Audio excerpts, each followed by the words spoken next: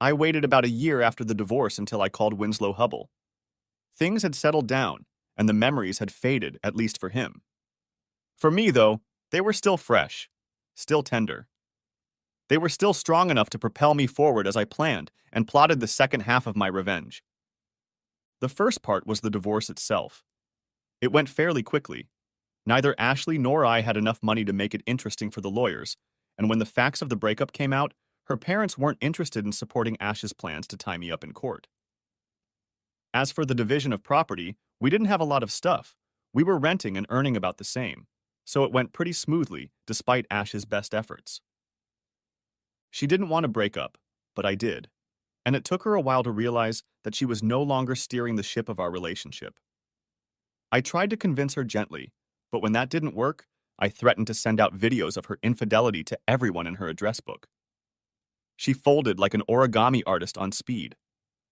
And so, less than a year after Ashley arranged her extramarital affairs in our marital bed, we had separate apartments, separate bank accounts, and completely separate lives. We always had different friends. For a while, we tried to bring them together, but her work buddies belonged to the Brooks Brothers Financial District crowd, while mine gravitated more toward the I used to be a starving writer, and now I'm a corporate salesman at Doc Martin's tribe. As we eventually learned, bloodthirsty jackals and mischievous otters don't go well together. I thought about punishing Ashley for her infidelity, but in the end decided divorce was retribution enough. For a few nights of disgusting entertainment, she had robbed herself of a beautiful marriage, a nice apartment she couldn't afford on her own, and a promotion at her job.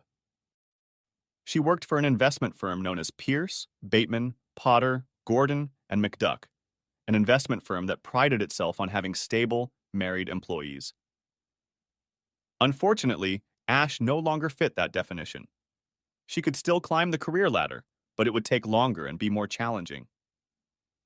Sometimes I wondered which loss hit her harder, our sweet spot on the Upper West Side, our marriage, or her expressway to the corner office. In truth, though, I think I already knew. In the divorce, Ash got Winslow. I think she would have preferred him to leave with me, but she cracked that egg, and I had no problem leaving her to deal with the aftermath. Winslow Hubble, you see, was my wife's lover. No, he wasn't. Lover is not the right word. Whatever was going on between Winslow and Ashley had nothing to do with love or even affection. He wasn't her boyfriend either. I hadn't kept tabs on my ex-wife since we'd split. Indeed, I'd done my best to completely remove myself from her life. But I was willing to bet my last penny that she hadn't given him the time of day since I'd sent her the video of the two of them. Next chapter. Winslow's phone rang twice before he answered it. The double call was a high school trick he'd carried through college to his job at Pierce Bateman. Never look impatient. Never look desperate. Never pick up the phone on the first ring. If you knew this trick, he just looked pathetic. The same could be said for Winslow. His voice, aristocratic, arrogant. Winslow Hubble speaking. Hello, Winslow. This is Charles Walker. Ah, Chuck Walker. That's a name from the past. I heard the smirk in his voice. The leather seat creaked as he leaned back. What do you want, Chuck? Do you have any money you want to invest? Winslow probably knew my little nest egg was smaller than the rounding error for most of Pierce Bateman's clients. Prick. No, I'm fine now, Winnie. I smiled, knowing the nickname would make him wince. I thought it was high time you and I had a talk. Winslow snorted. Well, I can't imagine what we could talk about, Cook. I mean, Chuck. It's not like we revolve in the same circles now. He chuckled discreetly. Or that you fly around a lot in general. I can't imagine why I'd want to have a drink with you. Well, Vinny, here's the deal. You still have a wife, and I still have a video. I suppose I should tell you a little about my ex-wife and me. I'm Charles. Chuck. Walker, a former journalist who now makes money editing fluff pieces about the charitable endeavors of Polly Lever, a very large and very famous corporation. It's not the most enjoyable job, but it pays well. The people here are nice, and it helps provide me with something better in retirement than cat food and a short-term heroin addiction. As for Ashley, she's an investment banker working in the wilds of Wall Street. Unlike the tarnished idealism that adds a bit of a hypocritical twist to my office, Pierce, Bateman firmly believes that money creates its own morality. Simply put, if it's profitable, it's good. Despite our different jobs, Ash and I were a perfect match. We were both in our 30s, old enough to seriously consider having children, but young enough not to think about it too seriously. I was 5'6", brown-eyed and green-haired in good shape, which I maintained by going to the gym 3 times a week and walking 10 miles a day. Ash was 5'6", with dark brown hair, sharp blue eyes, and a body that haunted my dreams both before and after marriage. We met at a We Were Promised Jetpacks concert in Brooklyn, where she spilled beer on my third favorite t-shirt and I took her number. I talked to her a lot that night. We skipped a show by a Scottish reggae band and sipped beer in the little smoking area outside. I'd been around the New York dating scene long enough to know that she was something special, beautiful and brilliant, with a playful sense of humor and a direct, unapologetic tone that invariably caught me off guard.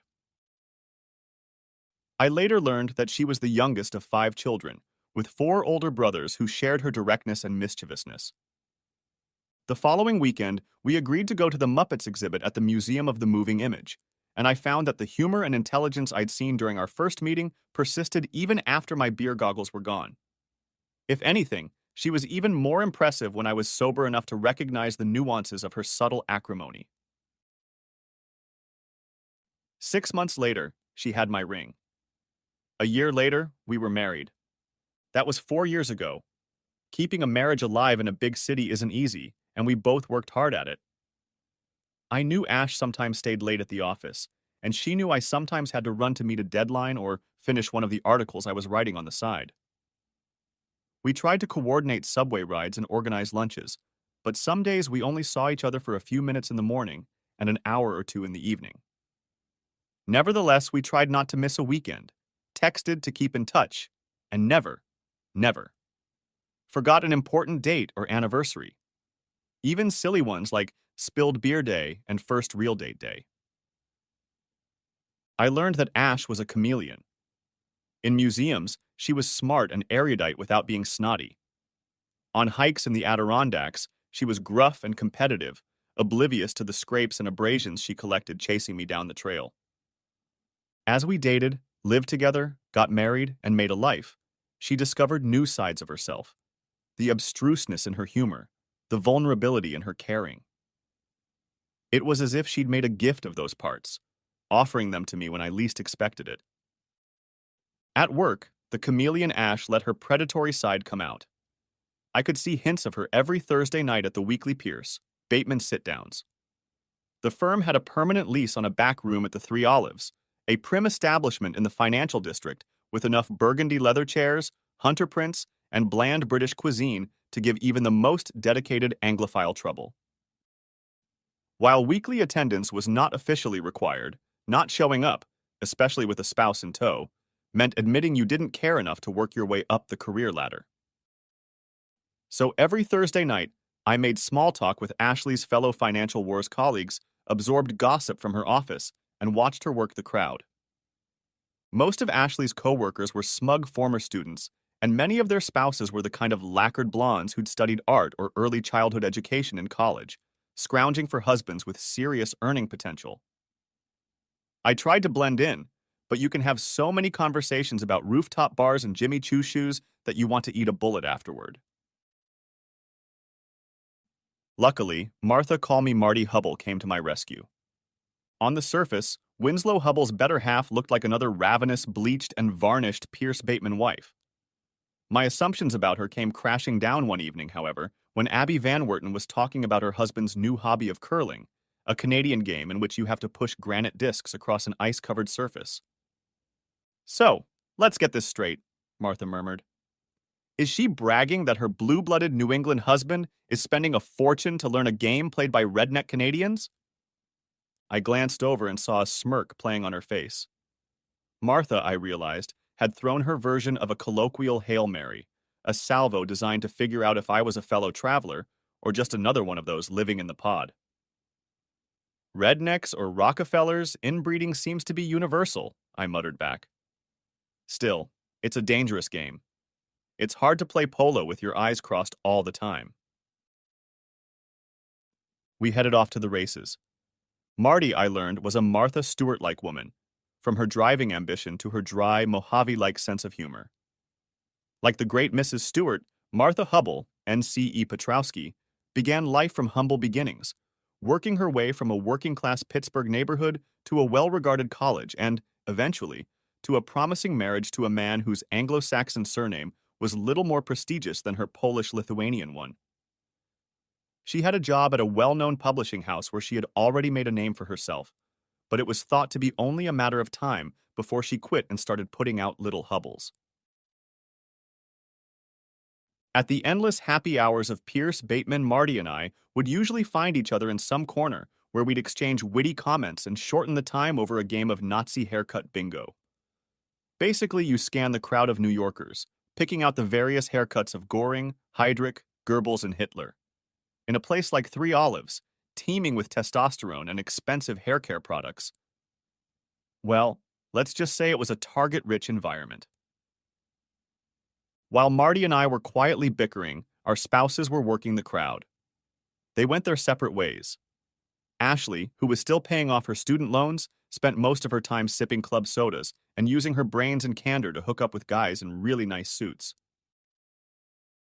Meanwhile, Winslow, who probably celebrated most of his childhood birthdays at the yacht club or the 19th hole, spent his time sipping gin and tonics and telling smutty jokes to his former fraternity brothers.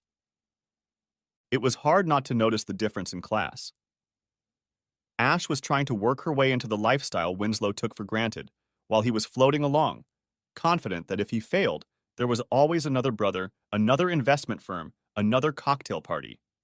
And if gossip was to be believed, if he failed, he could always go back to mom, dad, and a fat paycheck, managing the family fund. Those were our Thursdays.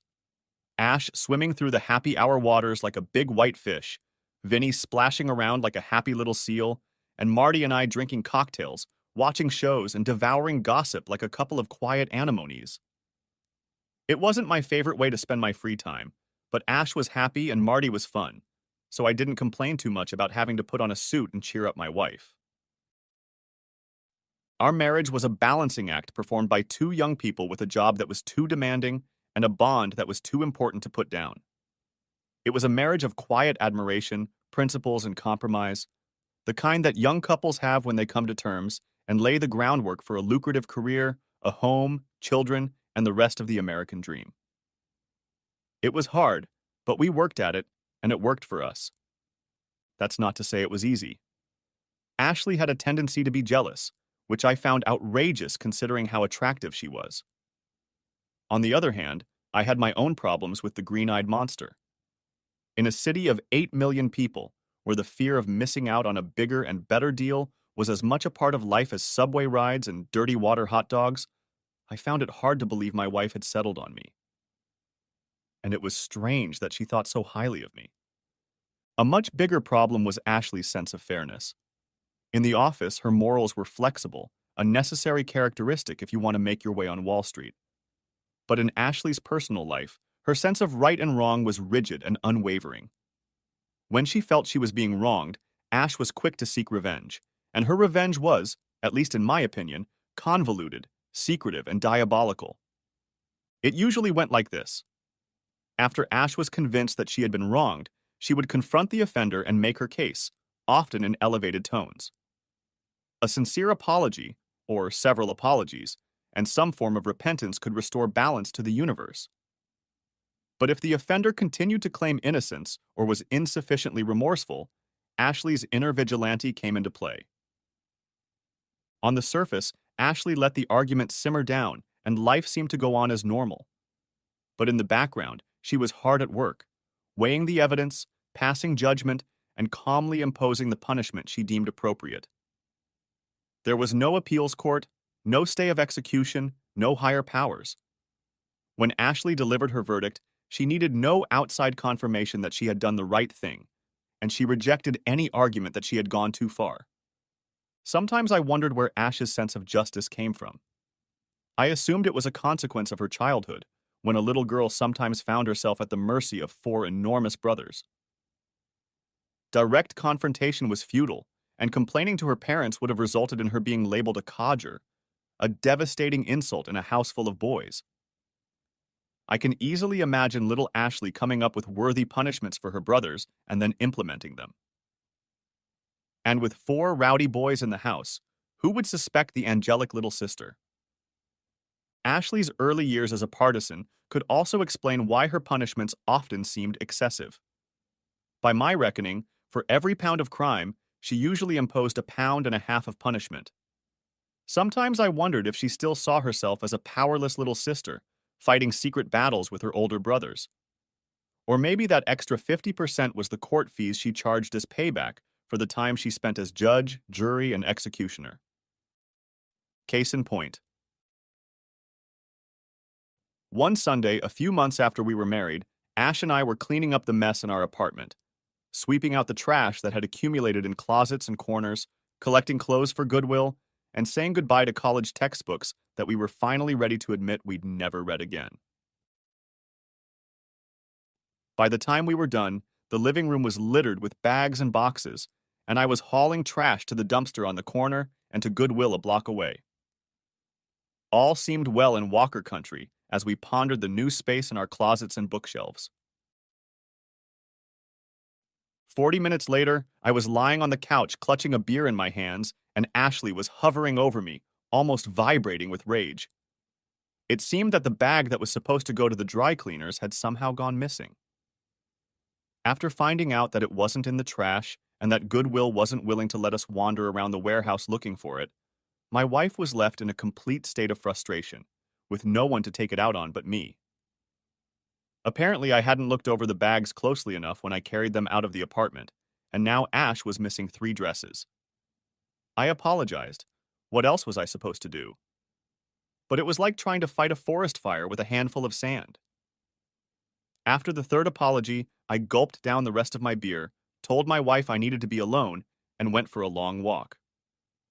When I returned a few hours later, there were 3 new dresses in the closet and Ash was asleep. The next morning when I woke up, Ashley was gone. I did my morning chores and started getting dressed for work. The process stopped when I realized I had no pants. Not in my closet, not in the laundry room.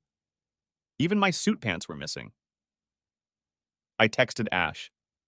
"Honey, have you seen my pants?" "I can't find them." The reply came back immediately. "Check Goodwill." Fighting a wave of rage, I finally found a pair of dark sweatpants in my gym bag. Not ideal, but I was running late, and they would last until lunch before I ran into Uniqlo. When I got home that night, I had 3 new pairs of pants.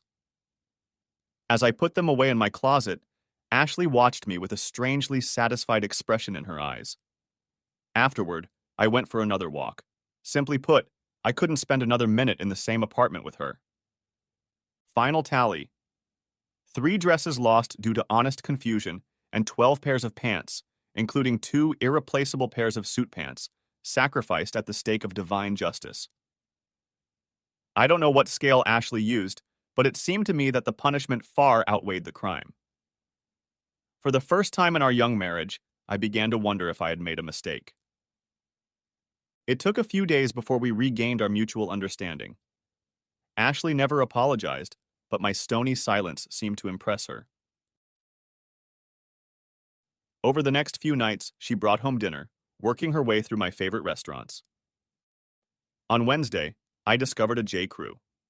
That night, I had enough pants to last me a week, and when I went to happy hour at Pierce Bateman's on Thursday, she greeted me with a huge hug. It seemed like we were back. Besides teaching me to be very careful when checking trash bags before taking them to the curb, the pants episode taught me an important lesson about Ashley's revenge. While she seemed to derive a sense of satisfaction from being an instrument of divine retribution, her actions did not bring her joy.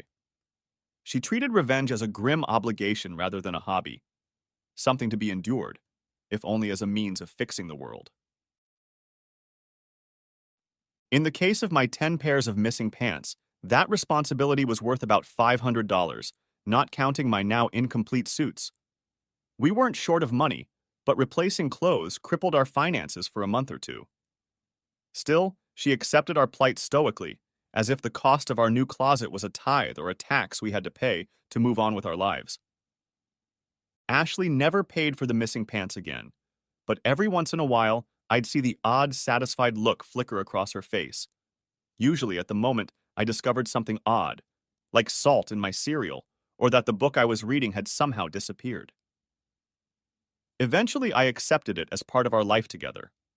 I had my quirks, like my firm belief that peanut butter should be kept in the refrigerator, and Ashley had her quirks, like her psychotic need for violent revenge.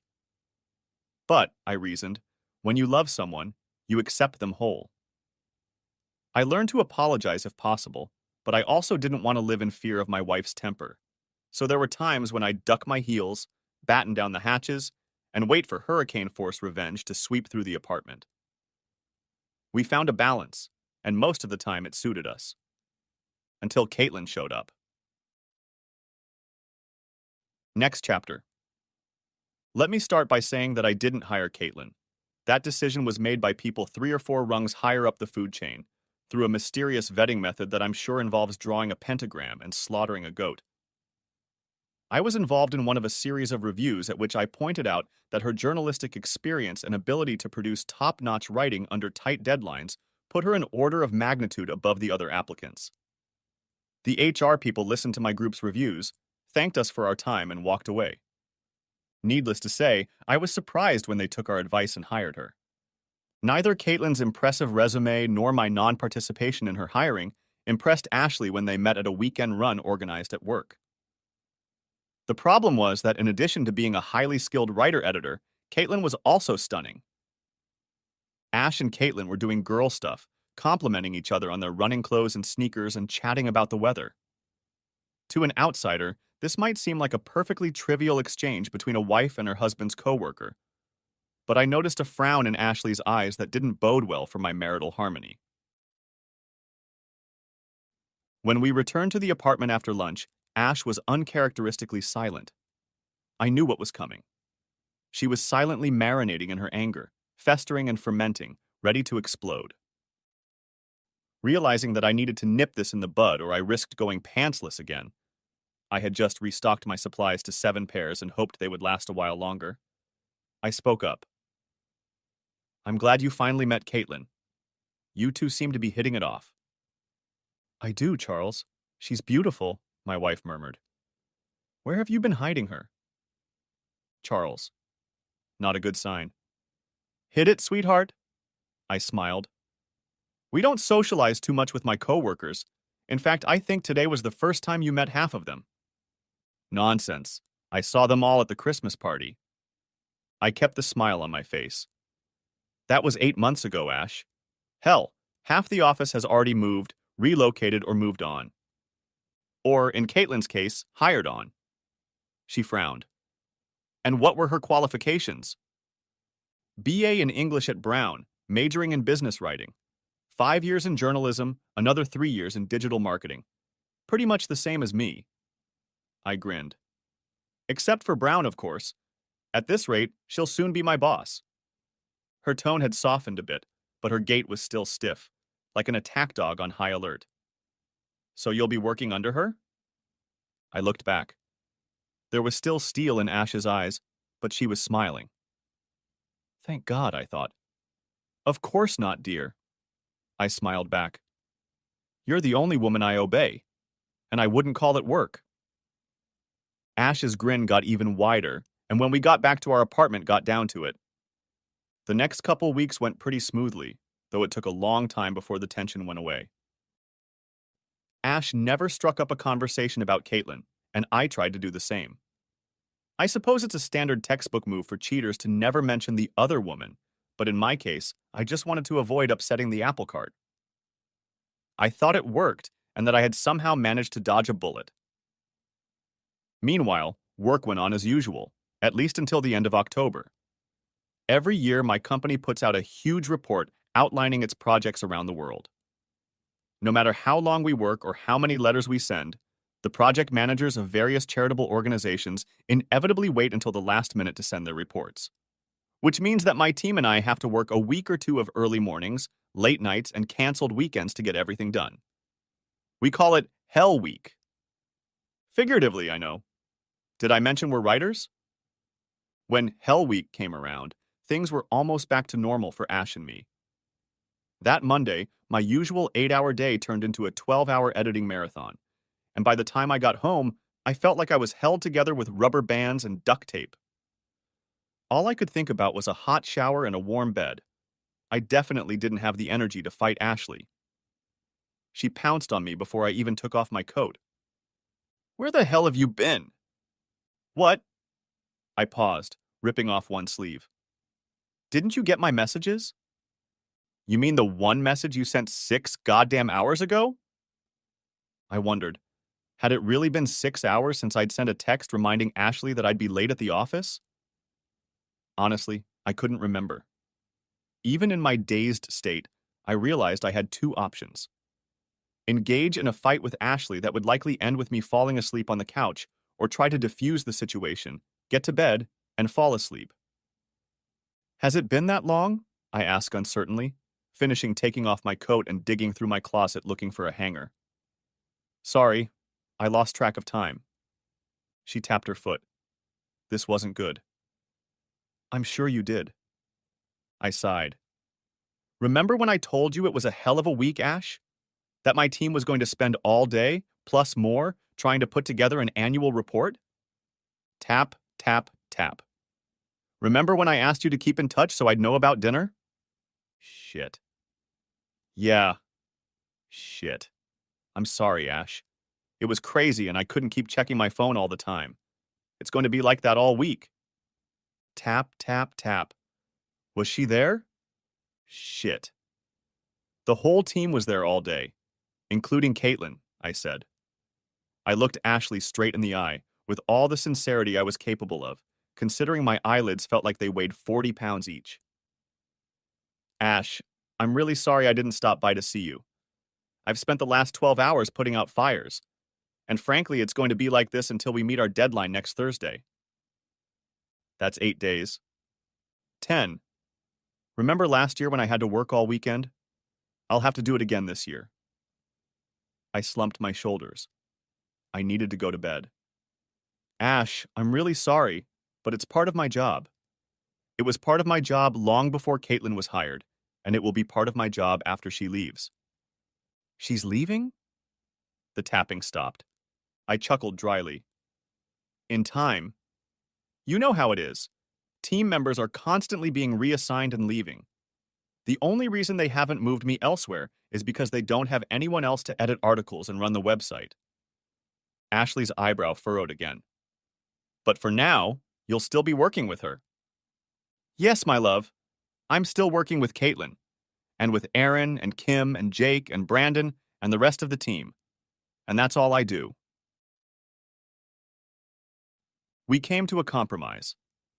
Ashley allowed herself to be reassured, and I agreed to respond to her messages with due promptness. She wanted immediate responses, but I talked her into giving me 10 minutes of freedom. It was a classic compromise, but neither of us was particularly happy with it. I had to be on an electronic leash during the most difficult time of the year, and she had to deal with her jealousy. When we went to bed, she was still looking at me with a slightly hard stare. A fragile peace reigned in our apartment. At work, I felt like I was constantly being pulled between Ashley's insecurities and the pile of editing that was growing no matter how fast my team and I worked. I knew from experience the previous year that eventually we'd reach a tipping point and the tide would start to ebb, but that was almost a week away. In the meantime, Ashley was pushing the texts to the limit. At least 10 times a day, a message would pop up, and I would have to take my mind off my business to respond to it. Usually I just had to put editing on hold for a minute, but a couple times she'd text in the middle of a meeting, and I'd have to scribble a quick reply under the table, hoping no one would notice what I was doing. Her messages were always innocuous, little notes like, "How are you?" or "Hope all is well." But the meaning was clear. I was being watched. The timing checked out too. Sometimes Ashley would start texting a few minutes after I got to the office, and sometimes she'd wait an hour or so. Sometimes they followed right after each other, and sometimes hours passed in between. I got the feeling she was playing battleship with me, hoping to catch me in an unguarded moment while Caitlin and I were having a quick shag in a closet somewhere. It would have gone on like that for the rest of Hell Week, but I made a mistake. My phone charger at home was on its last legs and only worked if I stuck the cord under the phone and pulled it tight. It was an easy fix. All I had to do was buy a new cord. But it happened during Hell Week, and between Ashley and the annual report, I didn't have enough working brain cells to deal with another problem. As a result, when I got to the office Friday morning, my phone was at 7%. Normally, I would have plugged it in as soon as I sat down at my desk, but barely had I gotten my coat off before Jake came running in with the latest trouble, and I got right to work. By the time I came up for air, it was about 12. My cell phone was dead. In retrospect, the horror of realizing I'd been out of contact for hours should have been a wake-up call, but I'd been with Ashley for 4 years, and the frog was on its way to boiling over. My pounding heart and growing sense of panic when I plugged in my phone didn't even seem strange. Damn, damn, damn, damn, damn, damn! The phone's battery was dead low, and it took almost a minute to get enough charge to start. My pulse was pounding in my ears. Damn, damn, damn! The phone emitted a quick vibrating beep, starting the download, followed by several vibrating beeps heralding the arrival of a bunch of messages. Shit, shit, shit. The messages quickly changed from innocuous, "Hey babe, what's up?" to angry, "Where the hell are you, Charles?" and angry, "You have 5 minutes to answer your goddamn phone." Shit. I quickly hit the dial the phone button, but got 2 rings and then her answering machine. She was checking my calls. I tried again and got the same result. The third time I left a message explaining what happened. I then sent a message with the same, albeit abbreviated, explanation. No response. Another, shorter message. No response. At this point, I was torn between running to her office to plead my case and going back to work. In one case, I would preserve marital harmony. In the other case, I would keep my job, which was very important, because after she kicked me out, I would definitely need a paycheck to pay the rent. Either way, I had to wait about half an hour for my phone to charge enough. After the last batch of messages, there's no way I'm leaving my desk without my electronic umbilical cord. While I waited, I tried to get back to editing, but my brain was blocked and my heart was still pounding in my chest. I thought about the fact that no matter what I did, I couldn't guarantee that Ashley would back down. There was something wrong with this, I realized. Despite my determination not to become hostage to my wife's temper and her strange sense of justice, this was exactly what had happened. Here I was, in the middle of the hardest week of the entire work year, and I couldn't concentrate because I had missed a couple messages and was worried that my wife might explode. Something was wrong with this picture. I wondered how to express it to Ash. What could I say? How could I explain that I couldn't live in fear of her temper, or that her thirst for revenge could destroy our marriage? I thought about sending a text message, but immediately dismissed the idea. This was a conversation that needed to be had face to face, perhaps in a therapist's office. I was contemplating how to broach the subject when another message arrived. It's okay. It's okay? All right? Oh my God. I nearly had a heart attack, and Ashley had spent the last 3 messages trying to make me feel bad. It certainly wasn't okay. It's hard to understand the emotion from the text, but I figured either Ash had realized she was acting crazy and let me off the hook, or, more likely, she had found me guilty of some crime and was already planning my punishment. And then another thing hit me. No matter what Ashley's message meant, there was nothing I could do about it.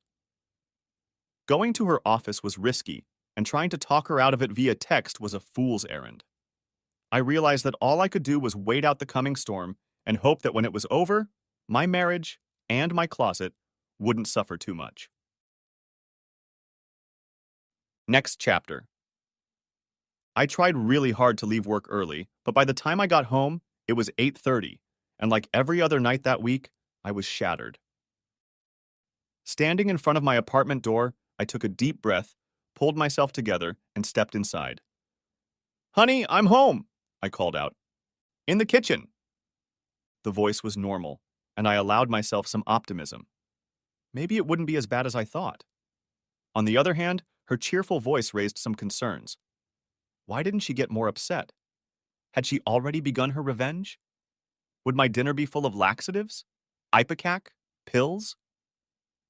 After hanging up my coat and taking off my shoes, I prepared to attack. But instead, I was greeted by Ashley with a relaxed smile on her face.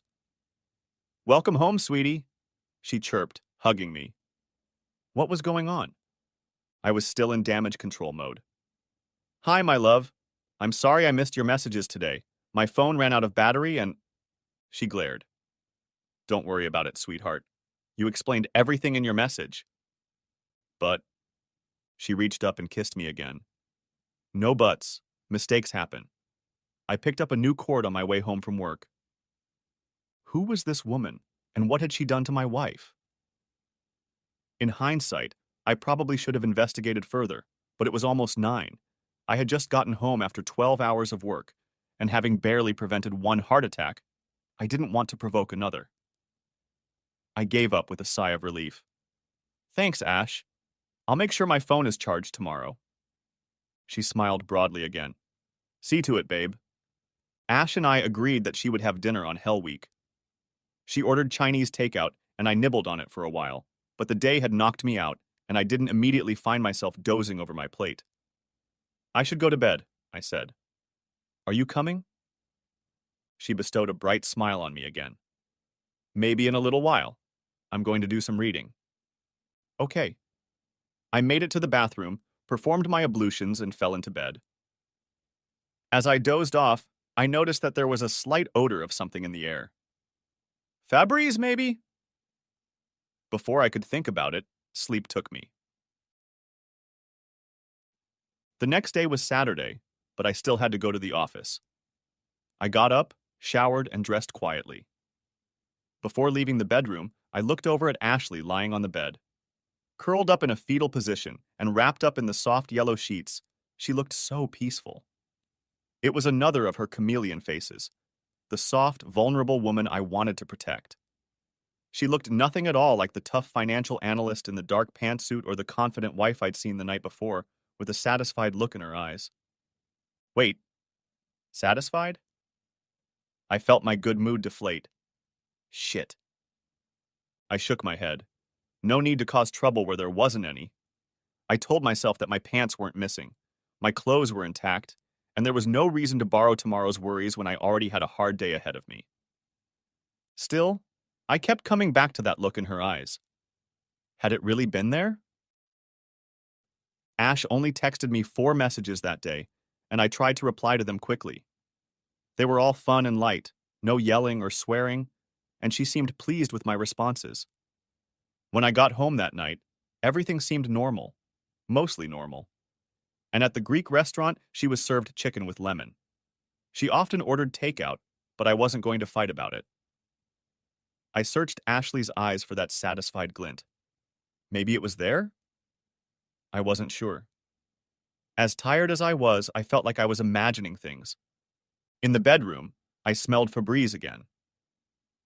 "Honey, it smells weird in here. Did you spray something?" "Yes. I think one of the neighbors was smoking. The smell was really strong." "Weird." "A couple of the neighbors smoked weed, but we usually smelled it in the hallway, not the bedroom." I shrugged my shoulders. Mystery solved. Sunday morning went the same way. We woke up at 6, showered, and dressed in silence. I looked at Ashley, nestled on the pale green sheets, looking like some kind of mermaid or Botticelli's Venus, though dressed in a flannel nightgown. I kissed her and left for the office. Later, it occurred to me. The sheets were yellow on Saturday and green on Sunday.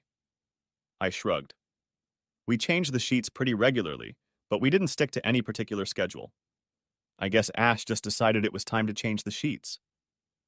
That night was the same. Food from the corner diner, notes of Febreze, and unbroken sleep. Maybe the smug look on her face? The next morning, a quiet shower, a silent goodbye, and a kiss from my wife, dead asleep and snuggled on the white sheets. I was at work that day. Shit. White sheets. I couldn't think of a single reason Ashley would change the sheets 2 days in a row. Or rather, not a single reason I wanted to consider. Add to that the Febreze and the maybe a satisfied look, and it looked like Ash was stepping up her revenge game. If she was doing what I thought she was doing, it went far beyond disappearing pants, all the way to causing irreparable damage to marital life. For a moment, I wondered if I really wanted to know the truth, but realized this was a case where ignorance was not bliss. I couldn't live with my suspicions, and, if they were true, I was sure I couldn't live with my wife. Before I had time to doubt myself, I did a little research and placed an order on Amazon. $26 later, including expedited shipping, a pair of spy cameras was already flying to me. And I prayed that my suspicions would turn out to be wrong. That night, Moroccan takeout, Febreze, and rose-colored sheets. The satisfied look was definitely there. I looked in the laundry basket, but it was empty. Shit, shit, shit. On Monday, the wave of editing ebbed and flowed, then receded. The queue of stories began to dwindle. The end was near. At 11, the post office received word that my package had arrived. By noon, work had slowed a bit, and my team barely looked up when I said I had to run to a meeting. The cameras were disguised as a smoke detector and alarm clock, and installing them in my bedroom was a breeze. Ash texted 5 times that day. At 5:15, I got a text that the cameras were activated. Apparently, my wife had gotten home early. An hour later, I received the last text from Ashley for the day. I wanted to know the truth, but if the video was what I thought it was, the process I hoped I would never have to go through was about to begin. I sat down to work and decided I wouldn't watch the video until the next day. If my marriage was over, the end could wait for another night. I texted Ash to let her know I would be home at 8:30. I wondered if she would be angry, but I couldn't bring myself to care that much. My emotions were muted and hazy, as if I was feeling them through a fog. At 8, I stumbled my way home. That night, takeout pizza, Febreze, a satisfied smile. Yellow sheets again. It made sense, since we only had 4 sets of bedding. It also explained yesterday's trip to the laundromat.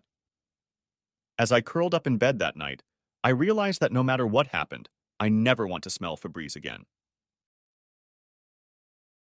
The next morning, Ash was curled up in bed, glistening in the morning sunlight. I stared at her for a long time. I'm going to miss this. Between insomnia and fear, I was still in a deep fog. I embraced it. When it dissipated, I realized an ocean of pain awaited me. Things have mostly settled down at work. It would probably be another 2 or 3 days before we were done, but we had already seen the light at the end of the tunnel. At 11, I told the team I was going to a quiet corner, a conference room that the company had set up with couches, chairs, and a couple of small tables. It was essentially the corporate version of a student lounge. It was also the only place where I could watch videos from my bedroom in relative privacy. The only other person there was Kim, one of my coworkers. She was ensconced in a chair by the window, fully immersed in her laptop. I settled on the couch at the far end of the room. If the videos showed what I expected, I wanted to be with my back to the wall. My plan was to listen to the video, not watch it. I reasoned that seeing Ashley with another man would make it impossible to forgive her, and I didn't want to close off any possibilities before I knew what I was dealing with. So I put on my headphones, turned on the smoke detector video, and hid the screen.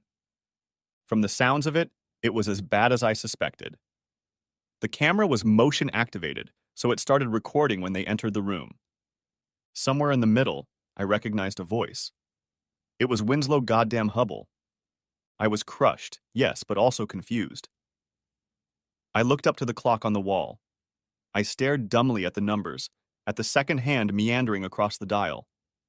Only 20 minutes had passed since the video had started. My brain stuck on the number, repeated it. 20 minutes, 20 minutes, 20 minutes. 20 minutes to end my marriage. 20 minutes. I realized I couldn't go home that night, or any night in the near future. Given what I had seen, I would have to confront her. And given that she believed in my alleged infidelity and was desperate for justice, there was no telling what her reaction would be. What's the right way to avenge a divorce?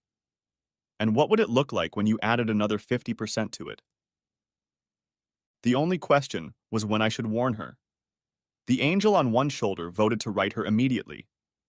He proclaimed that the quality of mercy was unstressful, that forgiveness was divine, and that I should let her know before she screwed Winslow again. The devil on my other shoulder whispered that if I didn't want to punish her, that didn't mean I shouldn't let her punish herself. At 5:20, my phone vibrated. At 6:30, I sent her a text message, complete with video clips. I told her I would stay with Aaron, one of my co-workers. 2 days later, I began divorce proceedings. Next chapter. I had nothing but contempt for Winslow Hubble. From conversations with Marty and the gossip I gathered during happy hours, I realized how his wealth and privilege had protected him over the years. Simply put, every time Vinny got in trouble, his prep school friends, fraternity brothers, and dad's checkbook solved the problem. I considered all the usual revenge scenarios and realized none of them would work. If I attacked him openly, his parents would make sure the reverberations would destroy me, and possibly Ash. As for Winslow, he'd likely continue to be a happy seal, oblivious to the destruction he was scattering in his wake. The problem plagued me. How do you punish the man who has everything? As I lay in bed at night, I thought back to Winslow's dialogue in the video. His comments about me being a suck-up, about him being superior, his need to know he was better than me. And then I realized there was something I could learn from Winslow Hubble. It would take time and a lot of research, but what the hell? I wasn't spending nights at home with my wife anymore. I called him 6 months later. Winslow agreed to meet me at the Three Olives, where they had parties on Thursdays. I did everything I shouldn't do. I picked a bar that Winslow knew, where he would be perfectly comfortable. I arrived 5 minutes late to give him time to get a seat and order his first drink. I figured he'd be wearing one of the custom suits his parents' tailor had made for him, so I chose a pair of comfortable jeans, a blue blazer, and a white plaid shirt. He was shaved and groomed, so I left his hair a little disheveled and didn't bother to shave off the 5 o'clock shadow. Winslow considered me beneath him, and I wanted to do everything in my power to reinforce that impression. When I approached the table, Winslow was dressed exactly as I had envisioned. Tie with a pompous Windsor knot, pinstripe suit, broadcloth shirt from Brooks Brothers, cufflinks. His eyes from beneath the hoodie skimmed over my casual clothes, taking in every detail. He saw himself in the host's chair at a bar for powerful men, sitting across from the man he'd defeated. He felt untouchable, just like I wanted him to. He didn't get up to greet me. "Winslow," I said, taking off my backpack and sitting down. "Chucky," he smiled. "It's been a while." "Yeah, it's been a while. Give me a second." I beckoned to the waitress and handed her my order while Winslow looked at me. Apparently, the lower classes shouldn't ignore their elders by ordering a gin and tonic. When she left, I turned to him again. "Winnie, thanks for coming." He blushed at that nickname. "I don't have much time," he snapped. "And why am I here?" "Well, to be honest, there was something I needed to find out." He grinned, twirled the martini glass in his hands. "I figured the divorce would do that." "Yeah, it definitely put an end to things between me and Ash." I nodded at him. "However, you and I have unfinished business." Winslow chuckled. "I can't imagine what that might be. Your wife has decided to try another man." He smirked. "A better man." "And you just couldn't resist." "Why should I? Ashley is a beautiful woman." His eyes glittered. "And she's so good in the bedroom. Besides, from what she says, you weren't giving her what she needed." We'll get back to that later. After I found out about the two of you, I thought about revenge. In Ashley's case, it was simple. We divorced, and I haven't seen her since. We had a beautiful marriage, and she ruined it. She's going to have to live with that. I took a sip of my drink. You, on the other hand, were more difficult. What are you talking about? Here's the thing, Fluffy. You're protected. Suppose I do the obvious thing and beat you to a pulp. His eyes widened, and he slowly removed his hands from the table. I have no doubt I could do it, and I'm sure it would be great fun. But I'll barely have time to wash the blood off my hands before your parents lock me up. I lowered my gaze to my hands resting in his lap. Besides, you're probably the kind of wimp that mom and dad make you carry around a panic button, in which case I'll be lucky if I manage to land a few punches before the hired security guards plow me to the floor. Winston blushed and defiantly put his hands back on the table.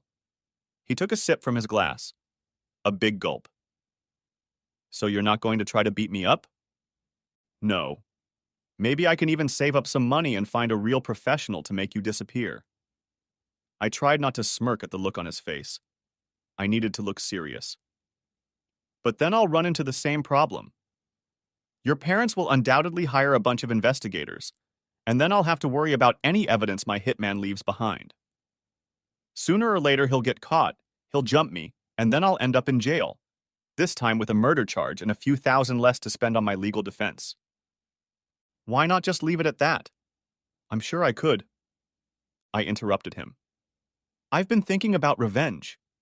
I could send a video of you to your friends, your parents, your work. Winslow started to turn slightly green. But what would be the point of that? Your parents already know what you're like. They've been cleaning up after you for years. Besides, once mom and dad find out about my attempts to besmirch your good name, I snorted. Well, I guess my days at my current job are numbered. As for my next job, I suppose it will involve the phrase, "Would you like fries?" Winslow leaned forward. So you're going to leave it at that? Not exactly. I pulled a folder out of my backpack and placed it on the table. I realized there was one thing I could do. But before we get to that, have you ever thought about how much your parents shielded you?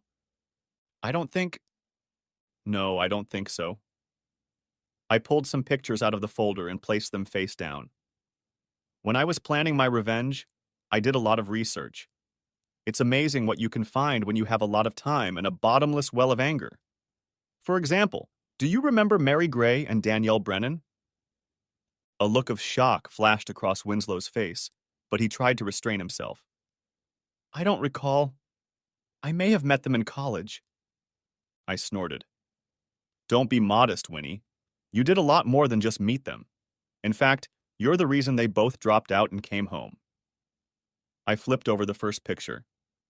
It showed a pale, black-haired woman with a toddler in her arms. Perhaps this will help you remember. Mary had the baby about 6 months after she graduated from high school. He looks a lot like you. At least he did before he dropped the baby fat. You'll be happy to know that she graduated from a community college. From what she posts on Facebook, the two of them are doing well. He made a snickering sound, but droplets of sweat appeared on his forehead. There's no way you can prove this baby is mine, he stammered out. Don't worry, Mary won't testify against you. On the other hand, young William didn't sign a non-disclosure agreement, and his DNA is ironclad proof of paternity. I raised an eyebrow at him. I wouldn't plan on going into politics. Winslow's face flushed, and he started to look a little stiff. So this is your revenge? He pouted. Speculation and innuendo? Sit tight, Winnie. We've only just begun. I flipped the other picture over. This one wasn't as cheerful. The woman in it had blonde hair, depressed cheeks, haunted eyes. It was harder with Danielle. In fact, I was only able to talk to her parents. It seems that after she graduated from high school, she became depressed. She almost killed herself. He turned pale. There's no way you hold me responsible for that. Well, you and a few of your fraternity brothers. Of course, there's no proof. Somehow disappeared, and she seems to have signed a non-disclosure agreement. But we both know what you did to her. He pushed away from the table, as if afraid to touch the photos, afraid they would burn him. You can't prove anything. Not in court, no. I stared at him until he looked away. But we both know what you did, Vinny. You know she hasn't dated anyone since you? She's afraid to go out like her mom says. She says she still wakes up screaming. Winslow jumped to his feet. Who knew he could move so fast? I don't have to listen to this, he hissed. I'm leaving. Not so fast, I said. I pulled one of the flash drives out of my pocket and tapped it on the table. Sit down, Vinny, I snapped back. Finish your drink. Order another one. We still have a lot to talk about, and you still have more to lose. Go ahead. Tell that to my boss, he laughed. He sounded high and hollow. Hell, give it to Marty. She won't leave me. Maybe, maybe not. Maybe she'll want to talk to Danielle. Of course, she doesn't have that name anymore. I stared at him. Hard. Your parents really put the fear of God into her. Winnie sank into a chair. You have 10 minutes, he muttered. He loosened his tie and undid the top button. His collar was wet. Cut the crap, Winnie. I've got as much time as I want. Because you've got as much to lose. So do I. I caught his gaze and he turned away again, faster this time. Don't wave me off just yet, buddy. We're just getting started. Looking at the way he was breathing, almost crying, I thought about Ash for a second. I wondered if she felt the same way as she began her revenge. I could see how one could get addicted to it. I took another breath, moving on to the second part. Funny you should mention your job, Winnie. You're right. They wouldn't fire you for Mary and Danielle. Hell, they wouldn't even fire you for Ashley, even though it would be really hard on her. Unlike you, she needs a job. And unlike you, she's not untouchable. If your little afternoon delight came out, she'd be destroyed. And you, of course, would go free. I grinned. Hell, barring a bank robbery, you'd probably be at Pierce, Bateman's until they carried you out on a stretcher. What are you talking about? He crossed his arms. I think he was trying to look stern, but from where I was standing, it looked like he was trying to cover his soft underbelly. It wouldn't work. Winslow was all about the soft underbelly. You don't know? I stirred my gin and tonic. Don't you remember the Goldfarb account? What about it? You lost $500,000 because of a mistake an intern would have noticed. Didn't you ever wonder why you weren't fired? Brave's face crumbled. It wasn't my fault. The secretary. I twisted my arm. Yes. The secretary took the blame. You'll be glad to know she got a reward for it and an excellent reference. She's now working at Babbitt and Gallum. She seems happy, too. All right, Chucky, he said. If you know so much, tell me why I didn't get fired. Did he really not know? I studied his face. Isn't it obvious, Vinny? Who's always looking out for you? Who's always saving your ass? I saw a glimmer of understanding dawn in him. That's it. You got it. I saw another chunk break off of Winslow Hubble. No, they didn't. Would it surprise you to learn that your parents transferred $30 million into their Pierce Bateman account a week after the Goldfarb story? He looked at me with incipient horror. And that's in addition to the $150 million they already have there, he stammered. No, they never. I am. They pay your salary, Vinny. Between brokerage commissions, transaction fees, profit-sharing fees, and a bunch of other little crumbs, I'm willing to bet your parents actually pay Pierce. Bateman a little more just to have you around. I work with some of the firm's biggest accounts. I laughed. He really didn't know. Winnie, come on. You shuffle papers on some of the firm's biggest accounts, and I'll bet you have someone watching over you to make sure you don't screw up too badly. In fact, you're Pierce Bateman's highest-paid intern. Hell, most of the secretaries there have riskier jobs than you. I'm the goddamn vice president, he said, his voice rising. Your wife reports to me. I spoke softly, as if to a child or a broken animal. You'll be vice president as long as your parents invest in Pierce, Bateman. Hell, if they invest enough, you might even make senior vice president or CEO, but you'll never become more than a glorified paper pusher. I took a sip. As for Ash, I'm willing to bet her accountability to you boils down to her forwarding a few of her emails to someone with real power.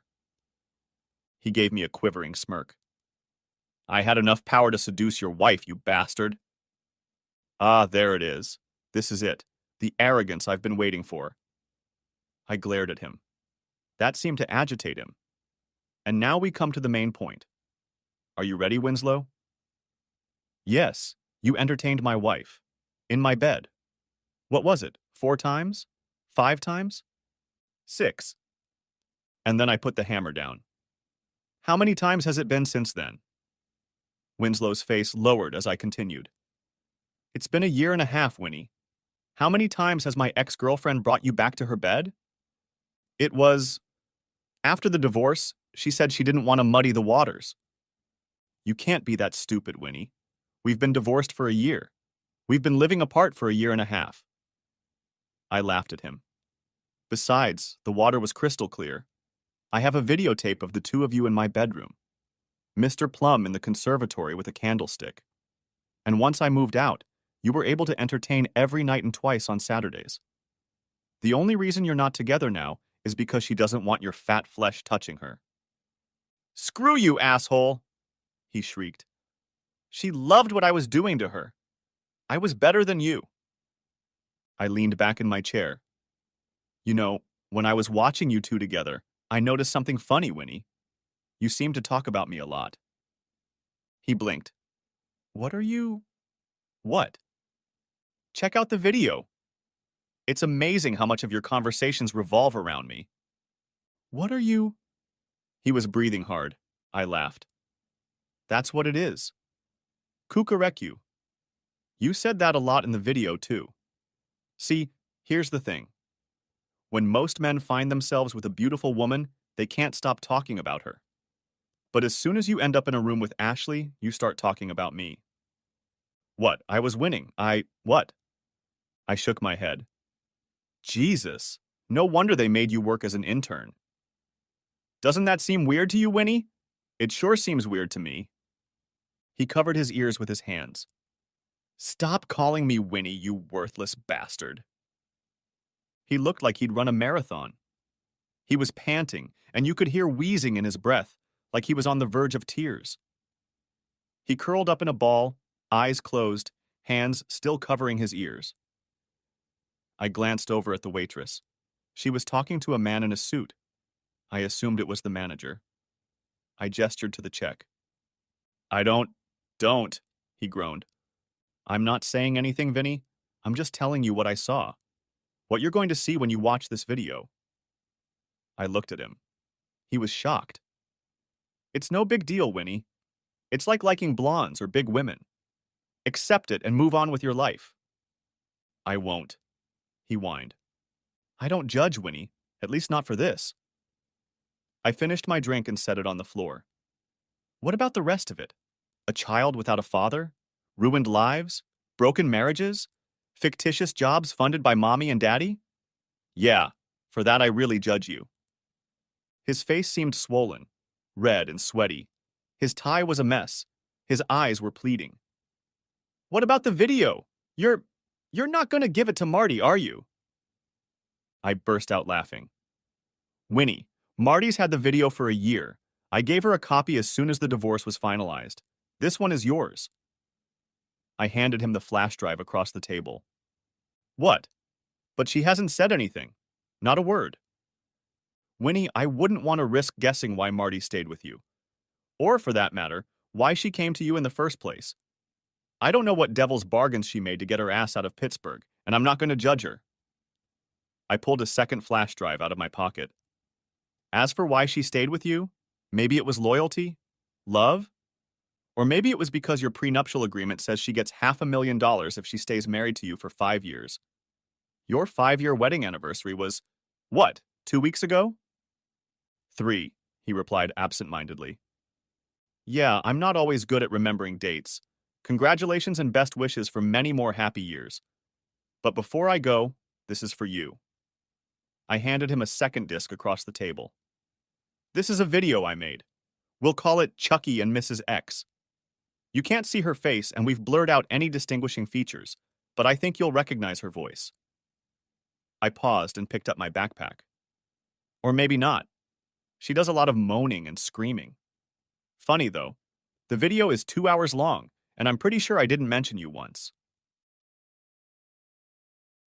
The end. Thanks for watching. I hope you enjoyed it, so subscribe to my channel and watch the next video. We recently had a couple of our friends stop by for a visit. We have known Bob and Maria for most of our married life. Maria used to work with my wife Trina at a large, well-known travel agency. The company has offices in many states. Bob is a supervisor in a factory. I am an electrician and work at one of the local factories. I have been working there since I returned from the service about 8 years ago.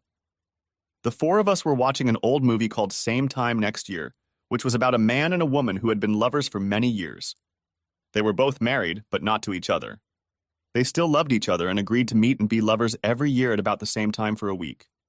The rest of the time, they would live normal lives with their spouses and families. Our wives cried at the end of one of the novels when the couple had to go home to their families. What nonsense, I said. They're both cheating on their families, and you both think it's so sad. They should be found in the arms of their lovers and shot, was my reply. Andy, how can you say that? They were true lovers and only met once a year? Maria replied. I spoke up. So what you two are saying is that I can have sex with my ex-girlfriend once a year as long as Trina doesn't find out about it. Trina was furious. You bastard, this isn't about you and your old whore, Melissa. This is about people who are really in love. I doubt you'll ever be able to understand that. Bob could see the tension was getting out of control. Time out. It's just a damn movie. I don't think we should all sit here and argue over a stupid movie. Bob, I asked, if this woman was your wife, would you say it's okay to have an affair once a year? If I caught Trina doing that, I'd throw her out on her ass. And Trina, you had no right to bring Melissa into this just because she was my girlfriend before I met you. Hell, I didn't say anything about you and your old lover, Zach. Look, this is getting out of hand. Let's just stop talking about the movie, Maria said. No, I said. I want to know Bob's answer. What would you do, Bob, if Maria wanted to do what the woman in the movie did? Look, Andy, Maria wouldn't do that. I'm not going to answer questions based on some damn assumptions. Maria is too good a person to do that to our marriage, Bob replied. I glanced casually at the girls, and for a moment something flashed between them. I couldn't tell what it was, but a chill ran down my spine. Maria got up, sat on her husband's lap, and kissed him. I guess in their happy heads all was well and fine. As for Trina, she didn't smile at me. She stood up and offered everyone another drink. I turned off the movie and the four of us went into the kitchen to play cards. Men have always been against women. I have to admit that the cold made me think. In the days that followed, I did a lot of thinking.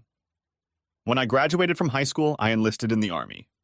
I signed up for 3 years, 2 of them overseas. I went to prom with my girlfriend, Melissa. I really believed I loved her. She was my first love and the first woman I ever made love to. I always thought we were a great couple and would be together forever. I guess I was just too naive at the time. The last time we made love was a week before I had to leave for duty. She never saw me off because she had to go to another ball.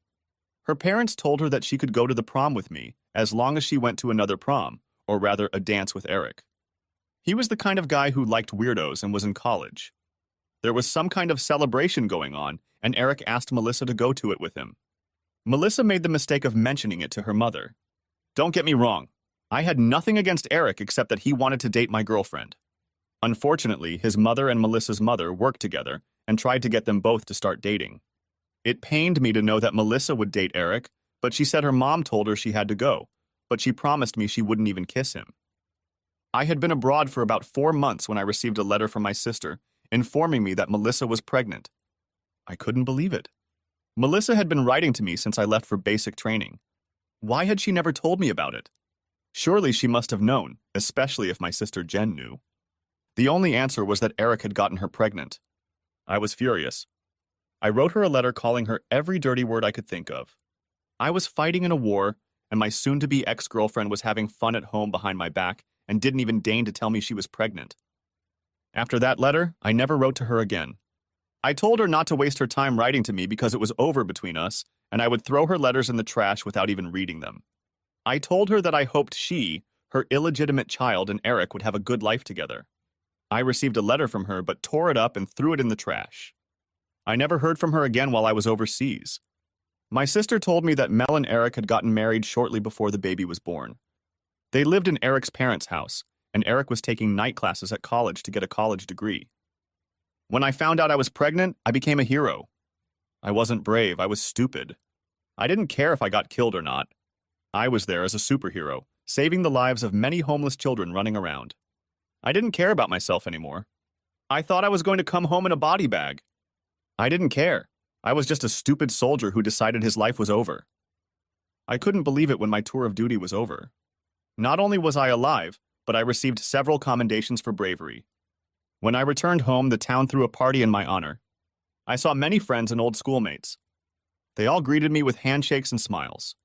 I wondered if one woman would show up at the celebration. I saw her in the crowd with a baby stroller and her husband. She turned around and walked away without even talking to me. I wasn't expecting this because of the letter I wrote calling her a slut and a bitch. It's funny how our emotions take over when we get angry. I was sad after meeting her, but I still hated what she did to us. There was a lot of dancing at the party. I saw an old classmate sitting there and asked her to dance. It was Trina, one of the prettiest girls in our class. She was a little out of my league at the time and was dating an athlete from high school. He was every woman's dream. At least that's what the school rumors said. His name was Zach Carter. He was the quarterback of the entire school and was probably excelling. I heard he went off to college after high school.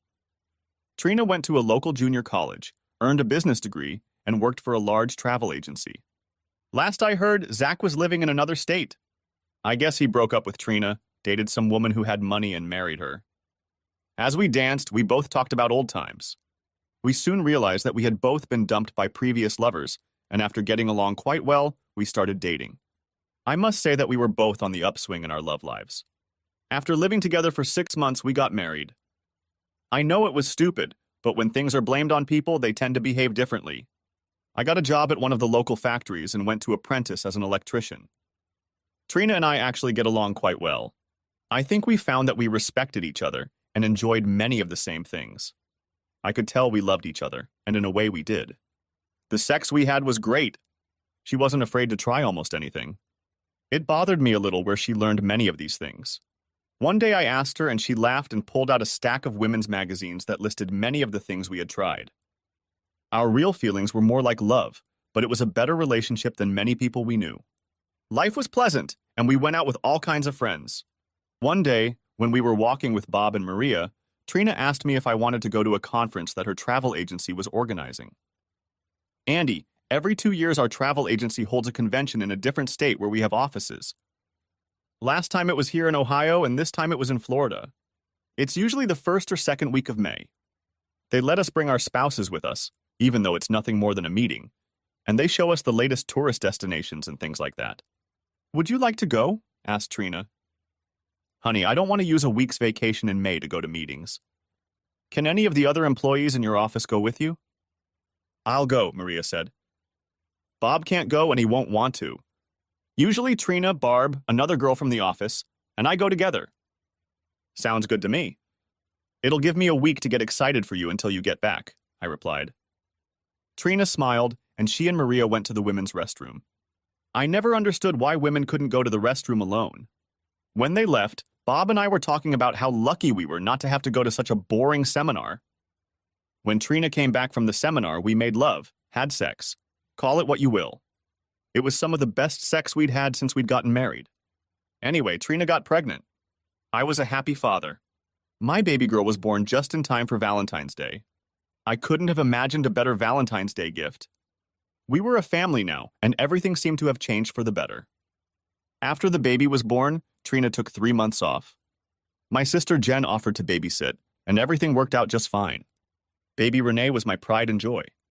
After work, I loved nothing more than cuddling my baby girl and watching her play. The only thing that disturbed my little world was Trina and I fighting. For some reason, she was always throwing Melissa at me. Of course, I threw Zach back at her.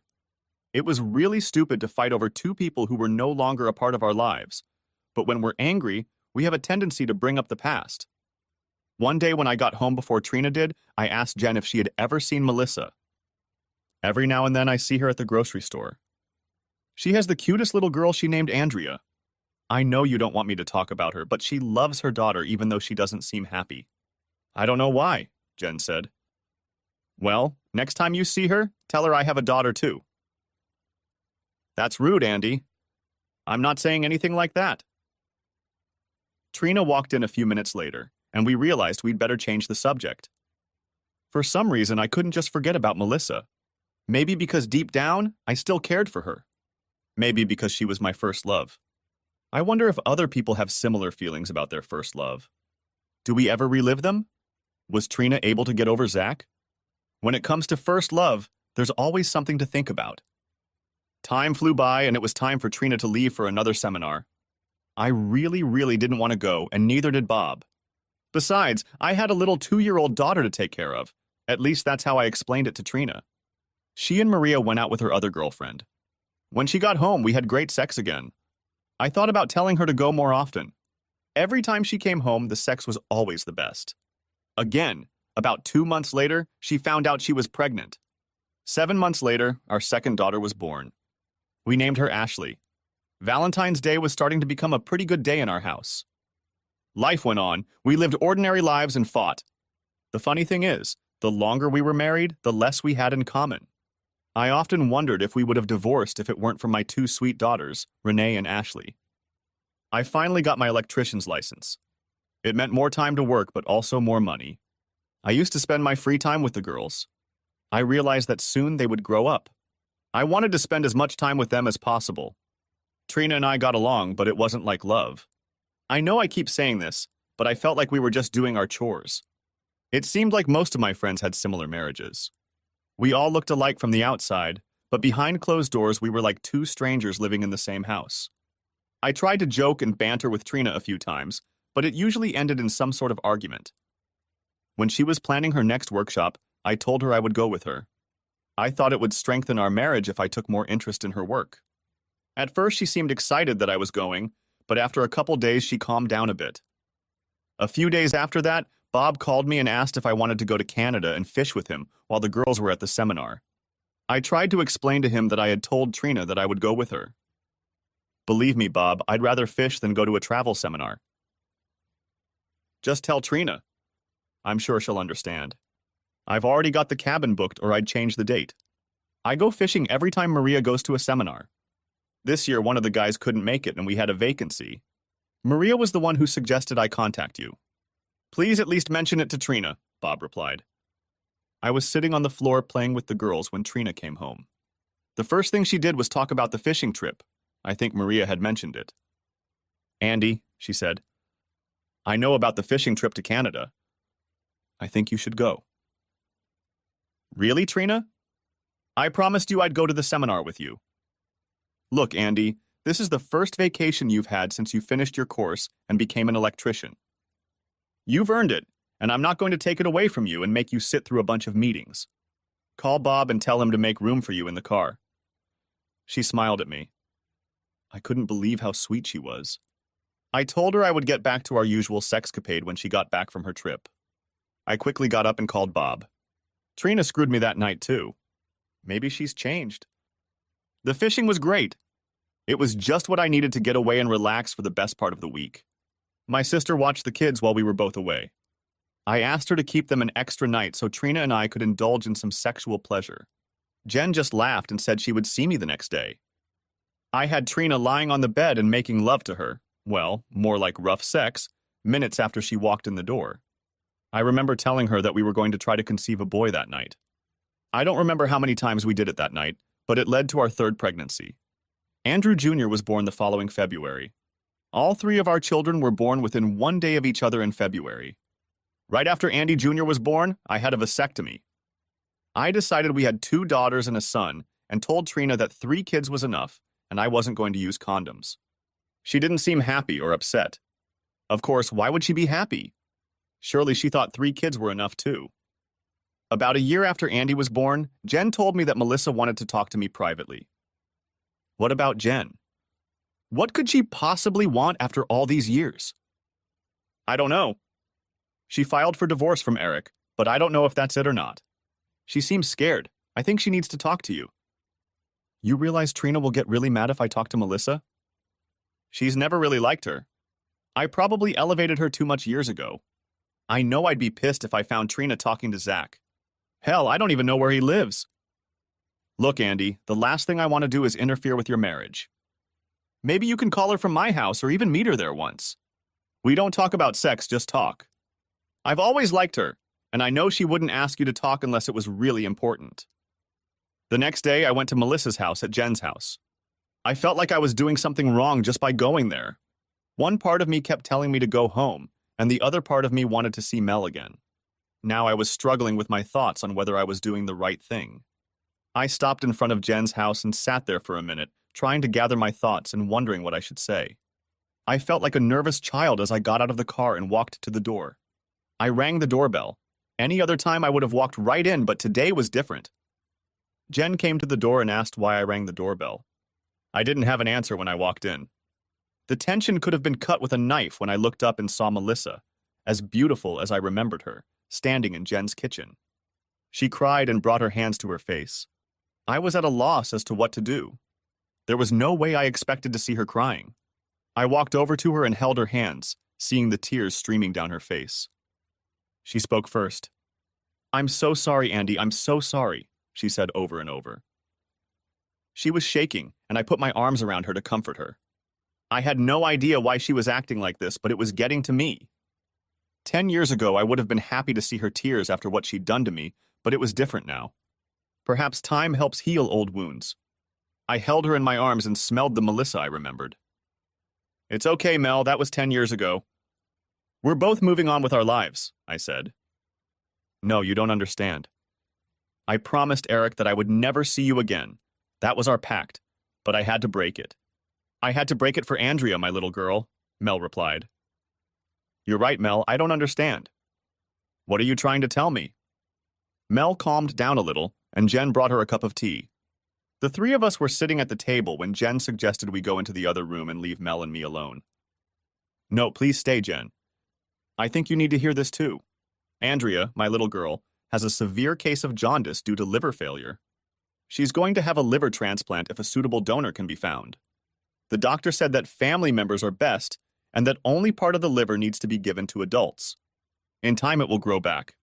My problem is that I am not a match and we have no other suitable family members." "What about Eric?" Jen asked. "Has he been tested?" "What about his family members?" Mel looked at me and said, "Eric is not Andrea's father. It's you, Andy." She started crying again. I was overwhelmed. I had so many questions, and I didn't know where to start. "What?" I asked. "Why didn't you ever tell me she was my baby?" "My God, Mel, I can't believe you could hide something like that. When you found out I was pregnant, you didn't give me a chance to explain. You texted me and called me a bitch and a whore, among other things. You told me you didn't want to see me anymore. I wrote you a letter explaining everything anyway, but you never wrote me back.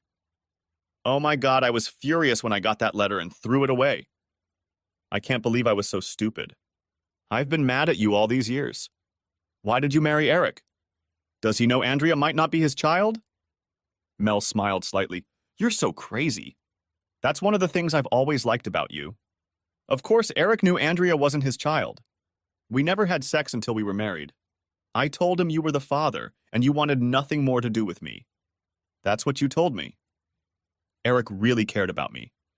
He really is a wonderful man, but he also has pride.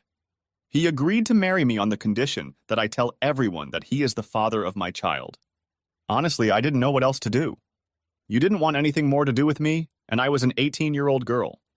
Eric and I got married, but I had to promise to never see you again and let everyone know that Eric was Andrea's father. I still love you, and Eric knew that. He's a good man, and we got along fine until Andrea was diagnosed with liver problems a couple months ago. You're her last hope. I had to choose whether or not to tell you. Of course, Eric said that if I told you Andrea was your child, we couldn't stay married anymore because his family and friends would find out the truth. But I had no choice. My child's life is at stake, and she comes first in my life. Will you take the test to see if you can be a donor? Tears of hope stood in her eyes. This was no small decision. My marriage was probably on the line too. I don't know how Trina will react. I'm giving part of my liver to Mel's baby. I knew I had to do the right thing, no matter the circumstances or the outcome. Mel, of course I'll take the test to save Andrea's life. Tell the doctor to make an appointment for me and I'll be there. All three of us had tears in our eyes. Mel came over to me and hugged me. She whispered in my ear, "I love you so much, always have and always will." Mel immediately picked up the phone and called the hospital to schedule my checkup. I was scheduled for Monday. I figured that would give me a day or so to break the news to Trina. I guess I really was between a hammer and anvil. I believed Mel when she told me Andrea was my daughter. When I took the test, I would know for sure and she would gain nothing and lose a lot by lying to me. I hugged Jen and Mel and headed home very confused. Learning that Andrea was my daughter threw me into a state of confusion. I had a child who was 10 years old, and I had never even met her. The woman I'd always loved was back in my life. I had a wife who despised my ex-girlfriend, and I had 3 other children at home. If I hadn't been so young, I probably would have had a heart attack. I was playing with the kids when Trina came home. It was hard to tell what mood she was in because it changed so often. I decided to wait a little while before talking to her. I knew she was about to burst into tears and I didn't want the kids to see it happen. They had already seen their mother and me fighting too often. On Sunday, I took the kids to my mom's house. I told Trina I'd be back in a few minutes, that I had something to discuss with her. When I got back, she jumped on me. "What's so damn important we can't discuss in front of the kids?" Trina asked. "I talked to Melissa yesterday, and you and I have a lot to discuss." Trina interrupted me. "What? You went and saw her. Why? She's missing her home and she wanted you to help her?" "That's enough, Trina. This is very serious and I need to talk to you about it. Mel's daughter has jaundice and she needs a liver transplant or she's going to die. What does this have to do with us? I feel sorry for the girl, but there's nothing we can do. Why would she want to tell you about this?" Trina looked a little more concerned, but I knew she was wondering why Mel had called me. Mel said the girl needs part of an adult's liver to survive, and the closest chances of a match are with family members. "Don't tell me she claims you're the baby's father. Do you believe her?" "Yeah, she called to tell me I'm the father of a little girl." "Honestly, Trina, I didn't realize. The little girl needs a transplant, and I'm going to see if I can help her. I have an appointment tomorrow to see if I'm a good fit." "What about our family? Have you thought about them? What if something goes wrong or that you need time to recover? Have you thought about us?" Trina looked more angry than concerned. She had a right to be angry. It was just dumped on us, but the fact remained that Andrea needed help to survive. Look, the realization that I can save a little girl's life, and the fact that she could very well be my daughter, leaves me no choice. I have to do it no matter what you say. "You bastard! You put your girlfriend and her daughter before your own family. You are a poor excuse for a man and a father. I'm going to pretend you said that out of anger. If our children needed a transplant, I would support them, and you know it. Tomorrow I'll know from the test results if Mel's girl is my daughter, and if she is, I'll do everything I can to save her. I will also be involved in her life whether you like it or not. I just hope you can stop your hate and try to understand. For your information, Andrew, I'm against it. You may love her, but she's not related to me, and I don't care what happens to her. I have children of my own to worry about, and if she survives, I don't want you bringing her into my house. You're just a nasty bitch. I can't believe what I saw in you. I'll help this girl if I can. We'll see what happens next." "Are you worried about the girl or her mother? You never got over her, did you? You're pathetic, Andrew, very pathetic. Go to your old girlfriend and give your liver to her daughter. Maybe she'll take you back after I kick your ass out. I'll be watching you and collecting evidence. You better watch your step." I picked up the kids and took them home. Trina came later and hardly spoke to me. I knew that life was going to be hell from here on out. I was checked in and asked to wait an hour while they ran tests. I went into Andrea's room. Mel was sitting there talking to her little girl. Andrea was so pretty. She looked a lot like her mother. She was 10 years old, but she was small because of liver problems. She looked no older than my daughter Renee, who was 6 years old. I walked over to the bed and it startled Mel a little. She quickly turned around and saw me. She had the most beautiful smile on her face. "Thank you for coming," she said. I looked at Andrea. "Are you my guardian angel?" she asked me. "Mom said my guardian angel would be here today to help me get what I need." "Are you him?" I smiled at her. "I'm not exactly an angel, but I'm here in hopes that I can give you what you need." "I'll know in a few minutes." "You're Andy, aren't you? Mom said I was named after you. Did you know that? I have to tell you that Mom and I talk all the time. She and I have secrets. When I get better, I'll share them with you. Mom said it's okay. This disease may make me look young, but I'm 10 now, and I'm pretty smart. Do you have other children?" The way she said it made me wonder. Did she know the truth about me? She was talking about the other kids, wasn't she? She sounded like she was so smart, but her body looked so fragile. God, I hope I'm perfect for her. "Yes, honey, I have 3 children at home, all younger than you. When you get well, I'll bring them to you." That would be great. "I like kids. I don't have any brothers or sisters to play with, so maybe I could borrow yours," she smiled. I could see it was weak and there were tubes coming out of it. "Honey, close your eyes and rest for a while. You need to get your strength back. I'll keep Andy company," Mel said. "I'm sure you will, Mommy," Andrea said, smiled, and dozed off. "Does she really know who I am, Mel?" "How much does she really know?" I asked. Mel smiled. That was so nice to see. "Andrea and I have secrets, just like she told you. She'll tell you what they are when she's feeling better. Until then, you'll just have to guess." Mel walked me back to the lab. We were asked to wait in the doctor's office. He wanted to talk to us. "Mr. Connors, you're a great match for Andrea. The perfect match would be a child, but we can take some of your liver and implant it in the girl."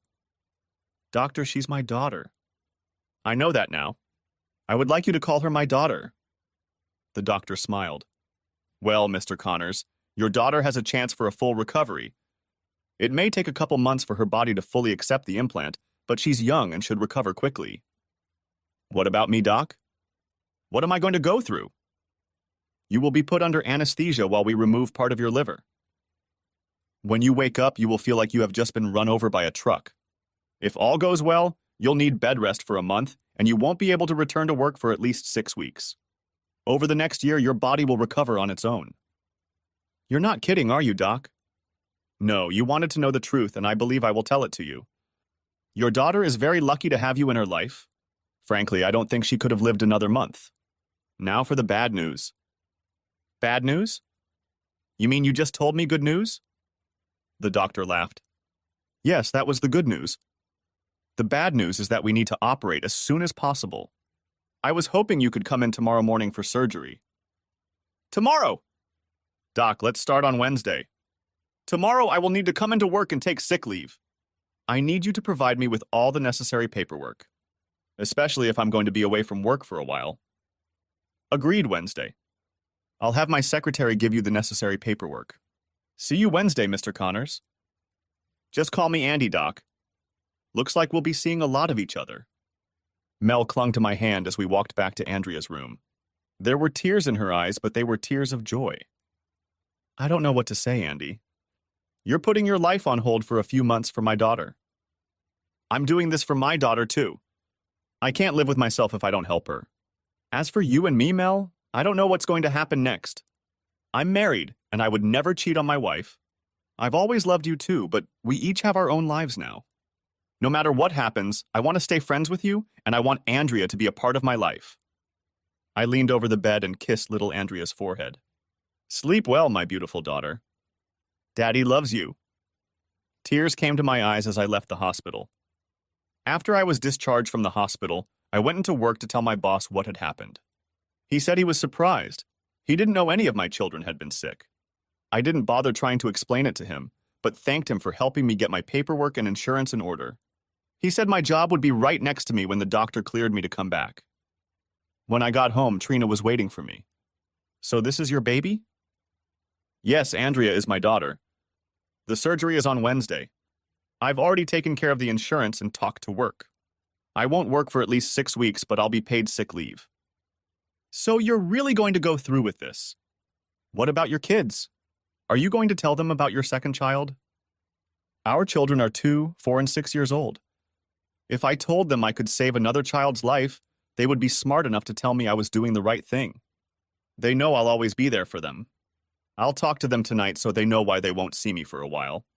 Jen said she will help you in any way she can until I get home. Oh yes, your wonderful sister Jen will be there. You know, she can be a pain in the... sometimes. Don't say that. Don't be so stupid as to speak ill of my sister. She's like a second mother to our kids, and you know it. If you don't need her help, just call her and tell her what a pain in your ass she is. I'm sure she'll leave you alone. Trina fell silent and went into the other room.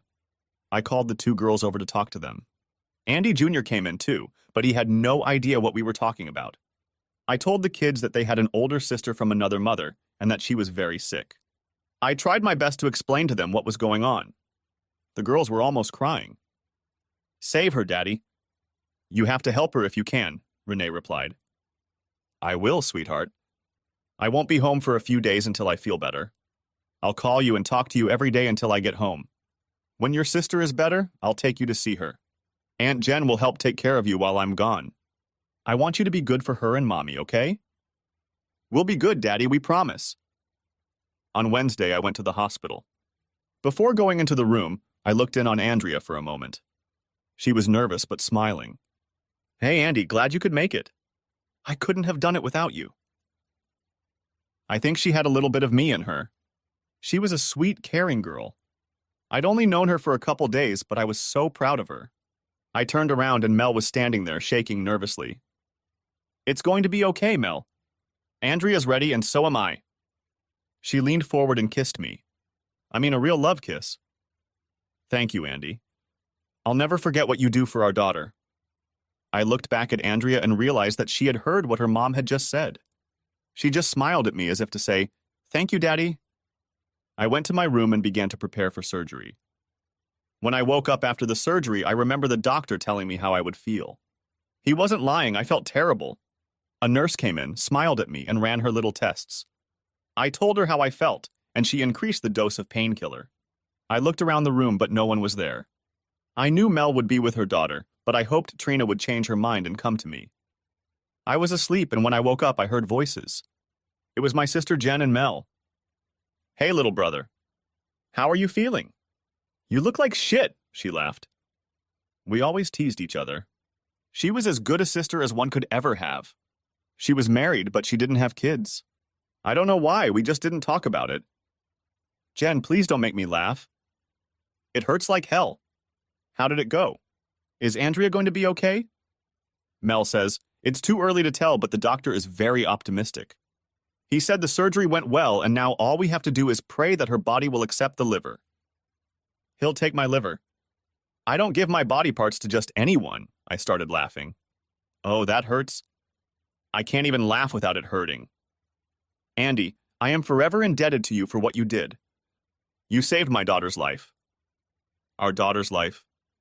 She is still my daughter even though we are not married. I will look forward to seeing her regularly. My children can't wait to meet their big sister. What about Trina? You know, I tried to talk to her a few times, but she always walked away from me.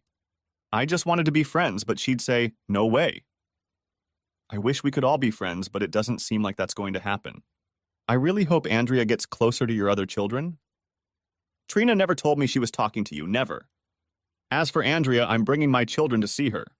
They told me they can't wait to see her, and they also asked that she get better. I promised them I would do that. The 3 of us talked for a while, after which the doctor came in to see me. Jen and Mel said they would meet me later. I talked to the doctor, and he informed me about the state of my health and Andrea's. Even though I felt lousy, I called home to talk to the kids. Trina answered the phone and asked how I was doing. Okay, I guess I was just calling to say hi to the kids. I really didn't want to talk much right now, especially to Trina. Well, I'll probably stop by tomorrow after work. I've been too busy today to get out, Trina remarked. She handed the phone to the kids and they each started talking on the inside phone. I told them I would talk to them the next day, but I just wanted to let them know that I was okay, and I missed them. How's the girl, Daddy? Is she better? Renee asked. As far as I know, she's feeling better. I need to rest, girls, so give Andy a kiss for me and we'll talk to you tomorrow. I love and miss you all very much. We love you too, Daddy. Bye. Trina came to see me the next day. She asked how I was feeling and how Andrea was doing. She didn't really seem concerned. She seemed to be asking me more because she thought she should. She spent most of her time telling me about a special meeting in Chicago that she might have to attend. It was a month or so away, so by then I would be out of the hospital and able to watch the kids. She said that my sister Jen was with our kids right now, so she could come and visit me. Her visit made me wonder if she wanted to stay married to me. I had nothing to refer to, but I sensed she was hiding something. Not that I had a sixth sense, just a feeling. She kissed me lightly on the lips and told me she'd be back in a couple days, then got up and left. After a while, Mel came in to see me, and it was as if the aura in the room had changed. I realized that I had married the wrong woman, but it was too late. I made my bed, and now I'm going to do everything I can to make my marriage work out for the sake of my children. There was nothing I wouldn't do for them, including living in a loveless marriage. I did call my kids every night and talk to them as promised.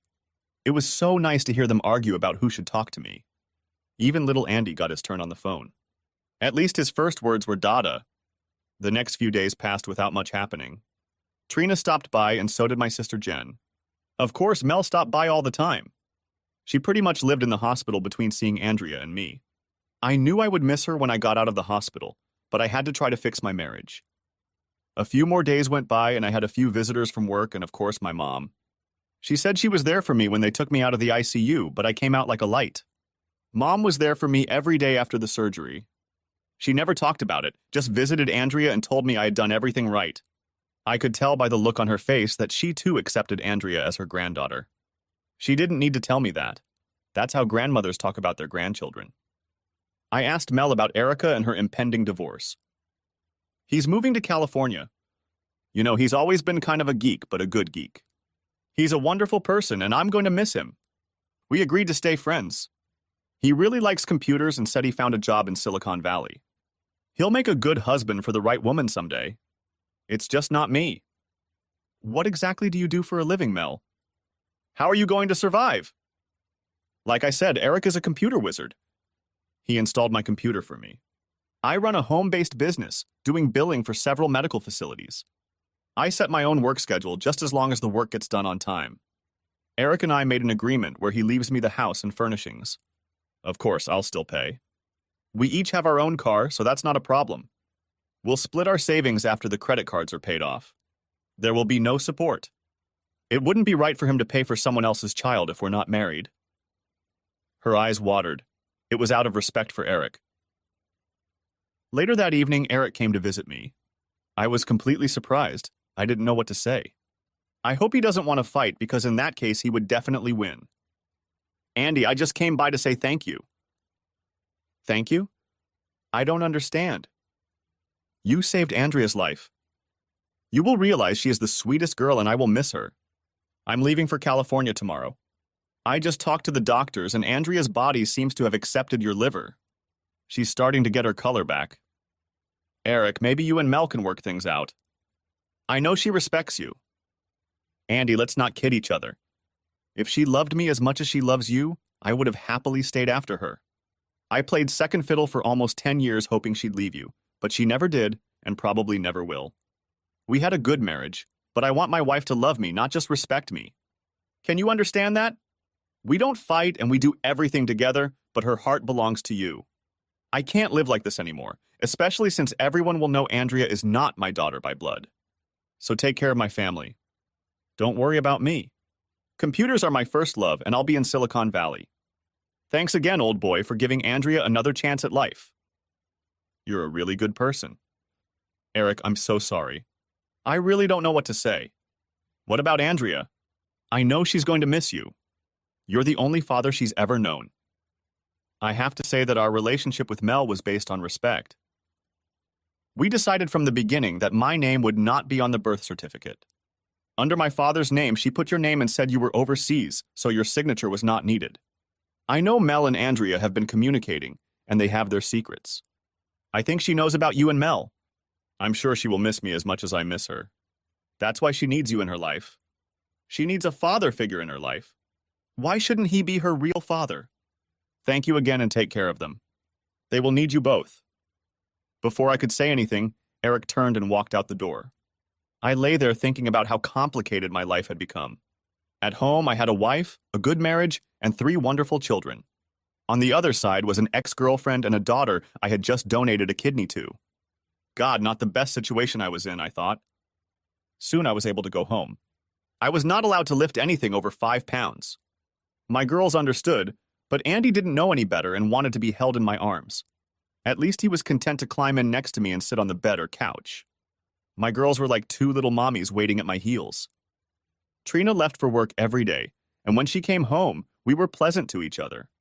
Jen stopped by every day for a couple hours to see if I needed anything. She was very helpful to me. I also talked to my mom every day to keep her updated on my condition. She took my 3 kids every couple days so I could get some rest. I was recovering well, but I didn't want to overwork myself. The first week I was home, I didn't call Mel directly. Jen would stop by the hospital or call Mel to see how Andrea was doing.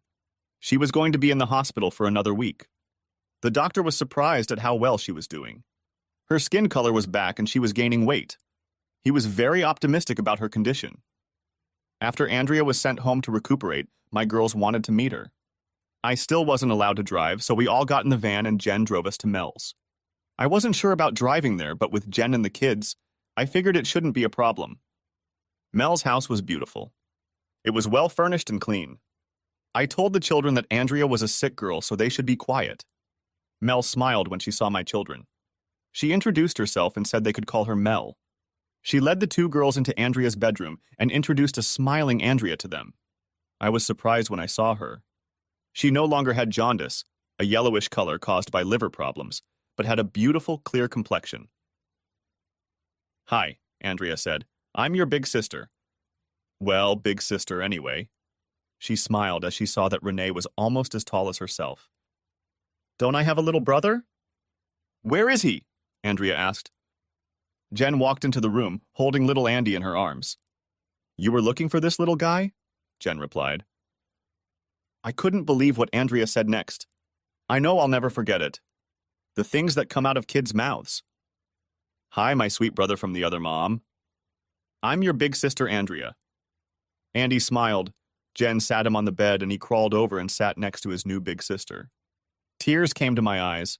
I couldn't help it, but I wasn't alone when I looked over and saw Mel and Jen smiling too. I now knew that Andrea had been informed that I was her birth father. We spent the next couple of hours with the kids, letting them enjoy each other's company. The kids were upset when we told them that we had to leave and that Andrea needed a rest. The girls said they wouldn't leave unless I promised them they could come back again. Of course, I told them that they would see each other often. As we were leaving, I realized that I was going to have to pay for it that night when I told Trina we were going to Mel's. No sooner had Trina walked through the door than the girls informed her that they had met their big sister today. At least Trina had the good sense not to start yelling at me before the kids went to bed. They called me every name they could think of. I tried to explain that nothing had happened, and Jen was there with me. Of course, Trina accused me of Jen lying for me and to cover up the affair. "My God, Trina, why can't you believe we can just be friends? I've never cheated on you and I never will. My family is too important to me to have an affair. And then you accuse me of Jen lying for me. Trust me, Jen would never tolerate infidelity, not even from her brother. I told you the kids wanted to get to know each other and had a good time. Why are you looking so glum? Not everyone wants to cheat on their spouse. I promise you I won't." She yelled some more and we went to bed. We still slept together, and I tried to lie next to Trina, but she wouldn't do it. Over time, everything healed pretty well. The doctor told me to wait another month before returning to work. I called the plant and let them know about it. Trina reminded me about her trip to Chicago in a couple weeks. She would be gone for a whole week. I figured I wouldn't have a problem with the babysitter. Now I could pick Andy up and he was happy. The next week, our friends Bob and Maria came over to watch a movie and play cards. The girls chose the movie same time next year. Thus, we bring you up to speed from the very beginning of this story. As I mentioned at the very beginning, something happened between Maria and Mel. I kept thinking about the way they were looking at each other. I saw Trina whisper something to Maria before she and Bob left. I knew something was wrong, but I wasn't sure what. Things hadn't been good between us since the surgery. We hadn't made love in a long time. I decided to give it a try. At first, she pushed my hand away, but I kept trying. Are you ready? She asked. You're going away for a week, and I don't want to wait for you to come back. And yes, finally, we had sex. I often wonder why her lovemaking doesn't carry over into our daily lives. Only during sex does she seem loving. The next morning, she went to work, and I cleaned up the house, something I didn't often help with. There were folded clothes on the dresser, and I was putting them away in a drawer. I noticed a package of birth control pills. When she started taking them, I had a vasectomy over a year ago. I pulled them out and put them on the dresser. I opened them to see if she had taken them. I knew I would be asking her about it tonight. God, I hope she has a good reason to use birth control. Our marriage was already on the rocks. I looked around for anything else that might be amusing, but found nothing.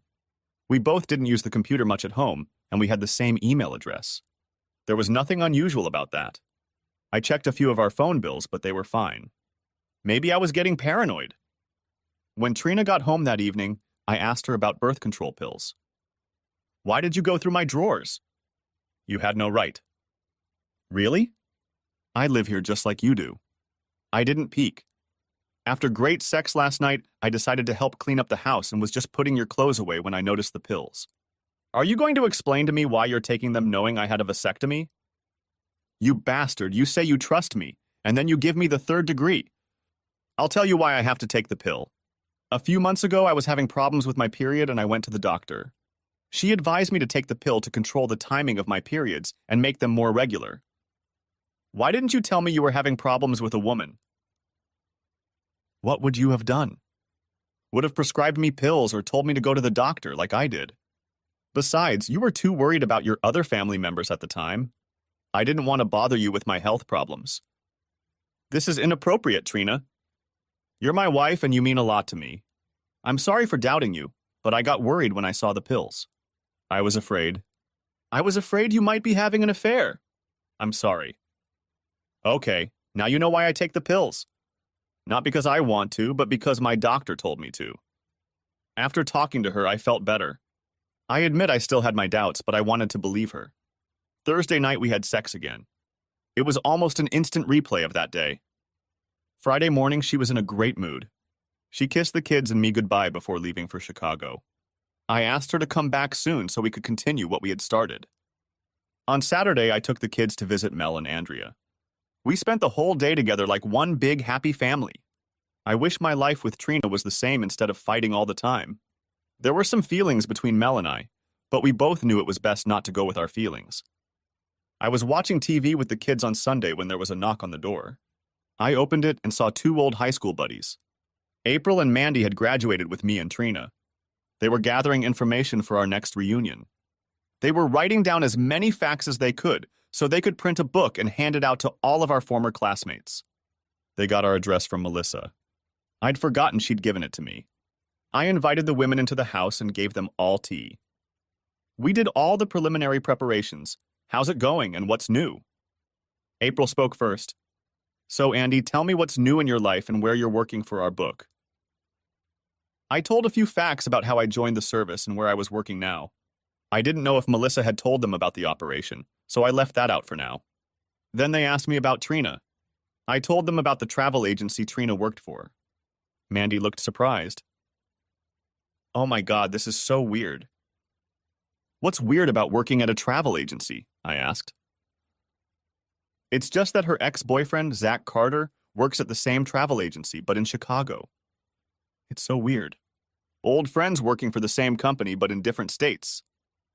How do you know that, Mandy? Have you talked to him? No, we talked to his mother last week. She told us all about him and how rich and powerful he is. I remember in high school, all the girls wanted to date him. His mom says he's still in great shape and works out every day. Can I get a copy of his profile? I think Trina would love to get in touch with him. I didn't need the information for Trina. I wanted it for myself. I was starting to smell a rat, a very large rat. I had a feeling Trina knew everything about Zach, but only firsthand. Sure, Andy, I have an extra copy of his profile, but you'll probably have a hard time contacting him. Why? His wife is an Illinois state senator, like Zach's mom said. You'll probably have to get an inspection to see them, Mandy laughed.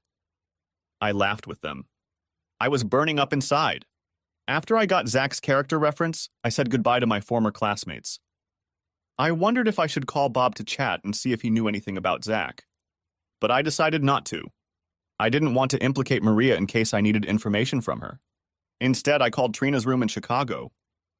The phone rang 5 times before Trina answered. She seemed to be breathing heavily. Hi, she said. Well, hello, dear wife. How are you this fine morning? Why are you calling me, Andy? We said you should never call unless it's an emergency. Are the kids okay? The kids are fine, but their father is a little pissed off. Why did you call, Andy? I don't have time for your silly games. It's Sunday. You don't have meetings on Sunday, do you? Oh, I forgot. You're having one of your secret meetings with Zach right now. Did I interrupt your sex? I'm so sorry.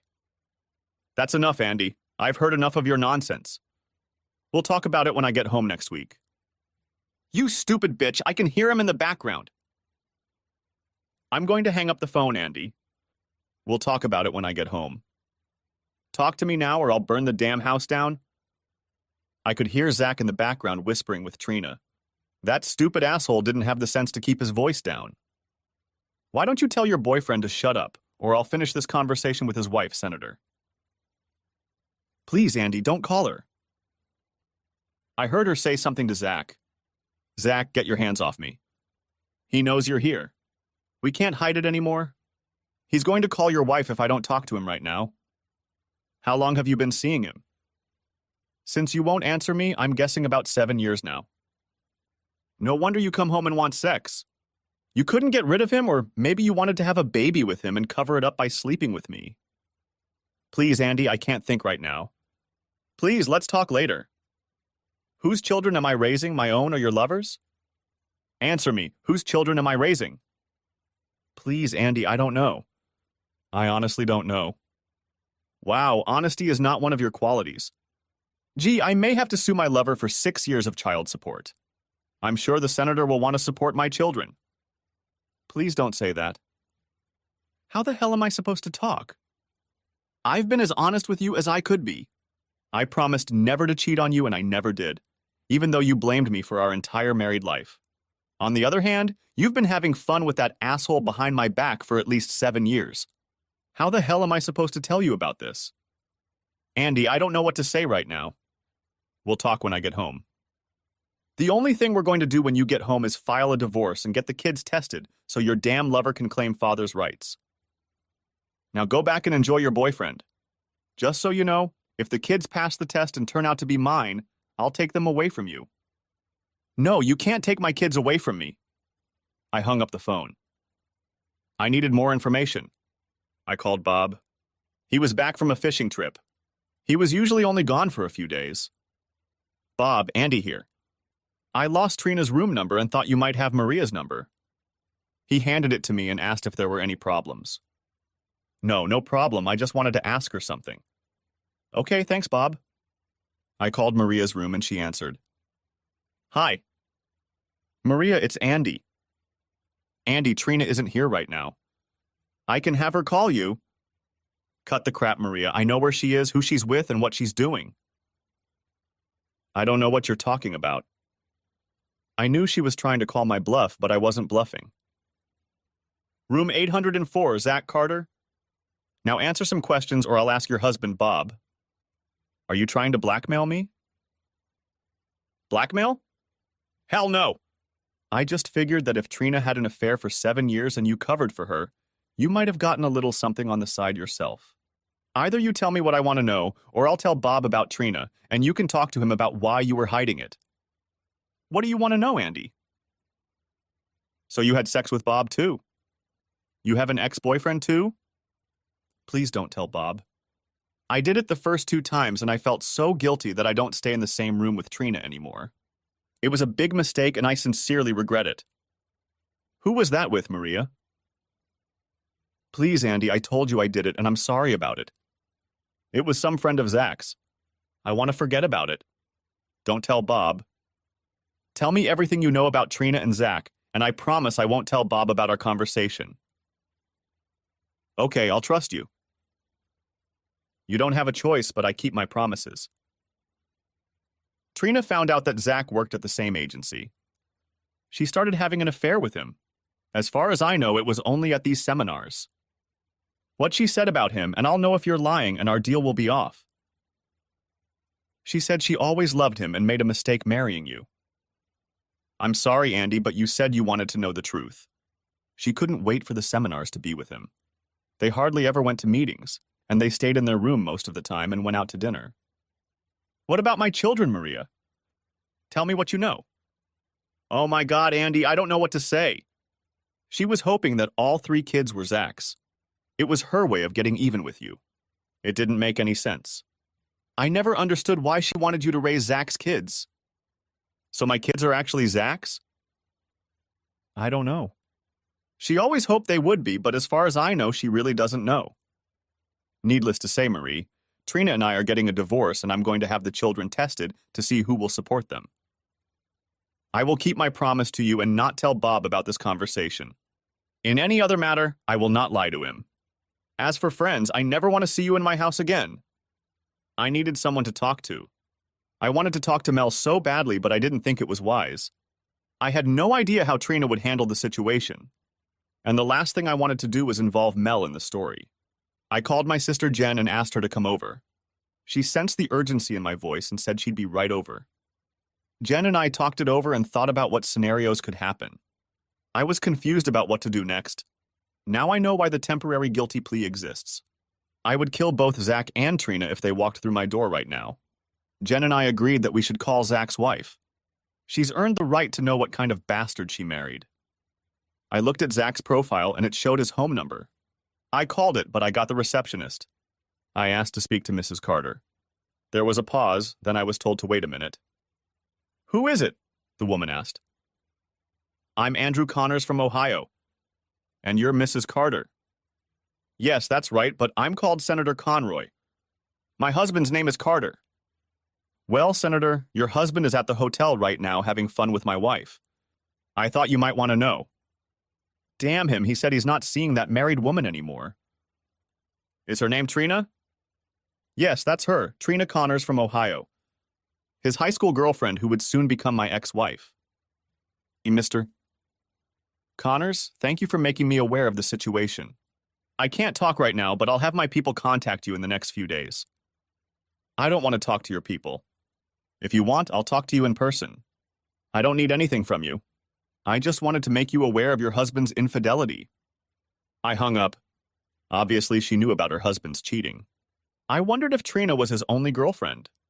Well, now I'd have to sit around and wait for Trina to show up and start divorce proceedings. The hardest part was getting tested to see if I was the biological father of my children. What if they're not mine? I raised each of them from day one. They were my family and my life. Around midnight, there was a knock on my door. I just sat on the couch and thought about my problems. I put my 3 kids to bed and hugged and kissed each of them, wondering if they were mine. Damn, I wanted to drink so badly, but after my liver surgery, I wasn't allowed to drink for probably a year. A knock startled me and I heard it again. I looked out and saw a policeman. I opened the door.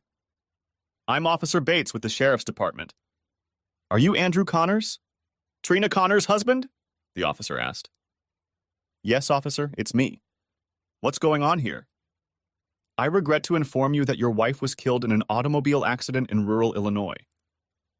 The Illinois Post Office has asked me to inform you of her death. I was shocked. One moment I hated her to the core and wanted to kill her, and now she was dead. I couldn't believe what I had just heard.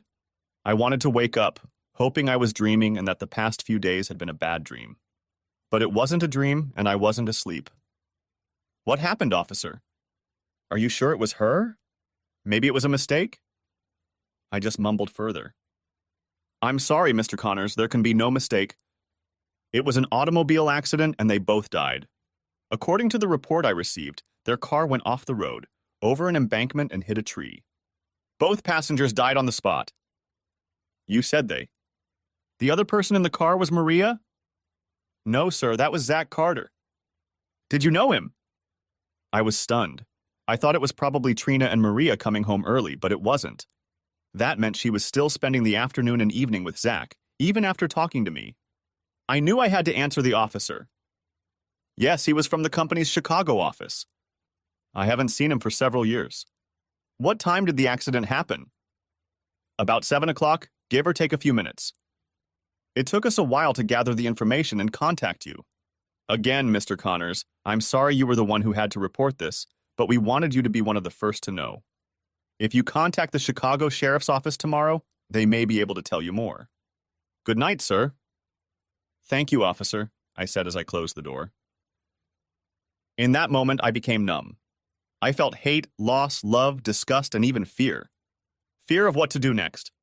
I had 3 small children sleeping soundly, and tomorrow I had to tell them that their mom had been murdered. I couldn't sleep, and I didn't want to call anyone at this time of day. I knew that tomorrow was going to be one of the worst days of my life. I had to face reality. Trina was dead, and I had 3 children to take care of that might not even be mine. I wouldn't wish that situation on anyone. I must have dozed off in my chair, and at 7 in the morning I was awakened by the telephone. The caller ID said, "Personal call." I answered it. "Mr. Andrew Connors?" a voice said. "Yes, that's him." "Who's calling?" "1 second, sir," the voice said. Then I heard the female voice I had heard yesterday. "Mr. Connors, this is Senator Conroy. I mean Janice Conroy. Under the circumstances, I'd prefer to be called by my first name. I know you've been informed of the accident. I'm very sorry for your loss, but I need to talk to you. I need a big favor." "Mrs. Conroy, you lost your husband too. I know the situation is not going to be the best for either of us. What kind of service do you need?" "Can you not mention the affair between my husband and your wife?" "I know it will sound bad, but it will ruin my political future. There is nothing I can do right now to change the situation, but it will ruin my life." "So you want me to lie and say it didn't happen?"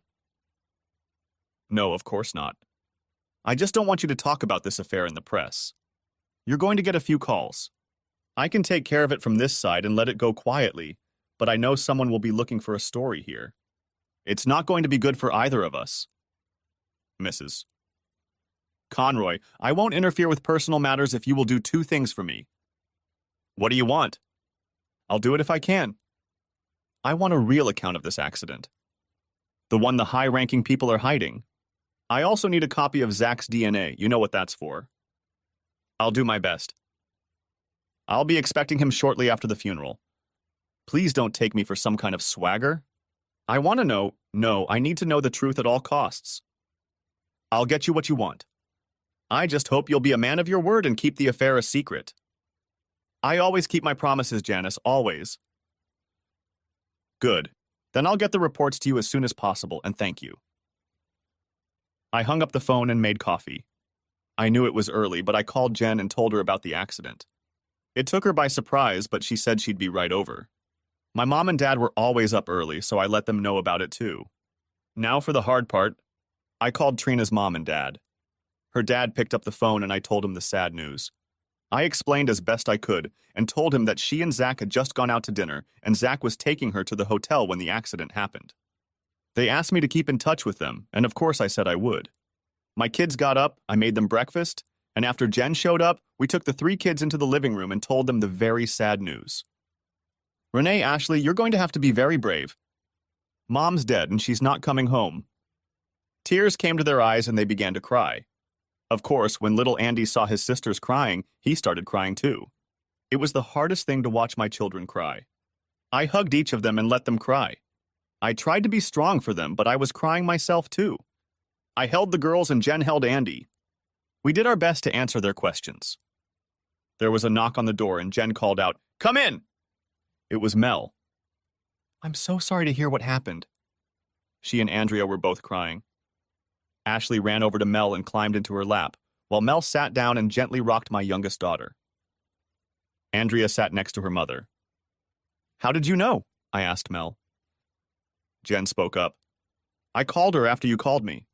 I hope you don't mind." "Of course not. I was just surprised." When the kids had calmed down a bit, Andrea offered to take them to their rooms and play games with them. It was a godsend because shortly after they left for their room, the phone rang. It was journalists and reporters. They all said the same thing. "We have some questions." I got angry and started hanging up the phones. Jen said she'd handle the phone calls. She talked to the next reporter. "Look, I don't understand why all you news people keep bothering us. My brother just lost his wife and is raising 3 young children. We're not celebrities and would like some privacy. I don't care if Zach Carter is married to an out-of-state politician. It has nothing to do with us. Why don't you bother her if you think it's news?" We turned on the news and there was a report. A local woman was murdered in Chicago last night. She was with the husband of State Senator Janice Conroy. Senator Conroy said the woman, one Trina Connors from Ohio, was an associate of Zach Carter, and they were just coming back from dinner. Earlier in the evening, she had spoken to her husband and said she would not be able to join them. She is very saddened by the loss of her husband and has sent condolences to Mr. Connors and his family in Ohio. We will report details of this story as they become available. Well, we knew why we were getting the call. I guess we need to get a story ready for those stupid reporters and repeat the same thing over and over until they leave us alone. "I'll take the next call, Jen," I said. "Hello. Yes, this is Andrew Connors. Look, I don't understand all these calls. I'm just going to tell you what I know. Zach Carter and my wife, Trina, work for the same travel agency, but in different states. They meet periodically and discuss travel opportunities. They had just had dinner and were on their way back to her house when the accident happened." The man continued to ask questions. "Yes, I talked to my wife that morning and knew she was going out to dinner. They had been friends since high school. I knew Zach personally. We all went to high school together. It was a terrible accident, and she will be terribly missed by me and our 3 children. If you have any further questions, I suggest you contact your senator." After that, I hung up. Jen and I took turns answering the stupid phone. We knew they wouldn't stop calling until we told them something. The phone was ringing off the hook. It was a good thing Jen had called Mel. It would have been hard to keep an eye on the kids and answer the phone and answer the door all the time. We received several calls from concerned neighbors and friends. They were hard enough to deal with, let alone other calls. As if we didn't have enough problems already. Lawyer after lawyer called us and asked if we wanted to represent them in the event of a lawsuit. We basically told them to go to hell and that we weren't going to sue anyone. If we wanted to be represented, it wouldn't be by an ambulance chaser lawyer. At the end of the day, the calls died down a bit. Mel made us all lunch. The neighbors brought food, and Mel cooked everything for us. I hardly spoke to her, but I was glad she was there. It's strange when there's a death in the family. A lot of people bring you food when you have the least appetite. At least we didn't have to worry about cooking anything.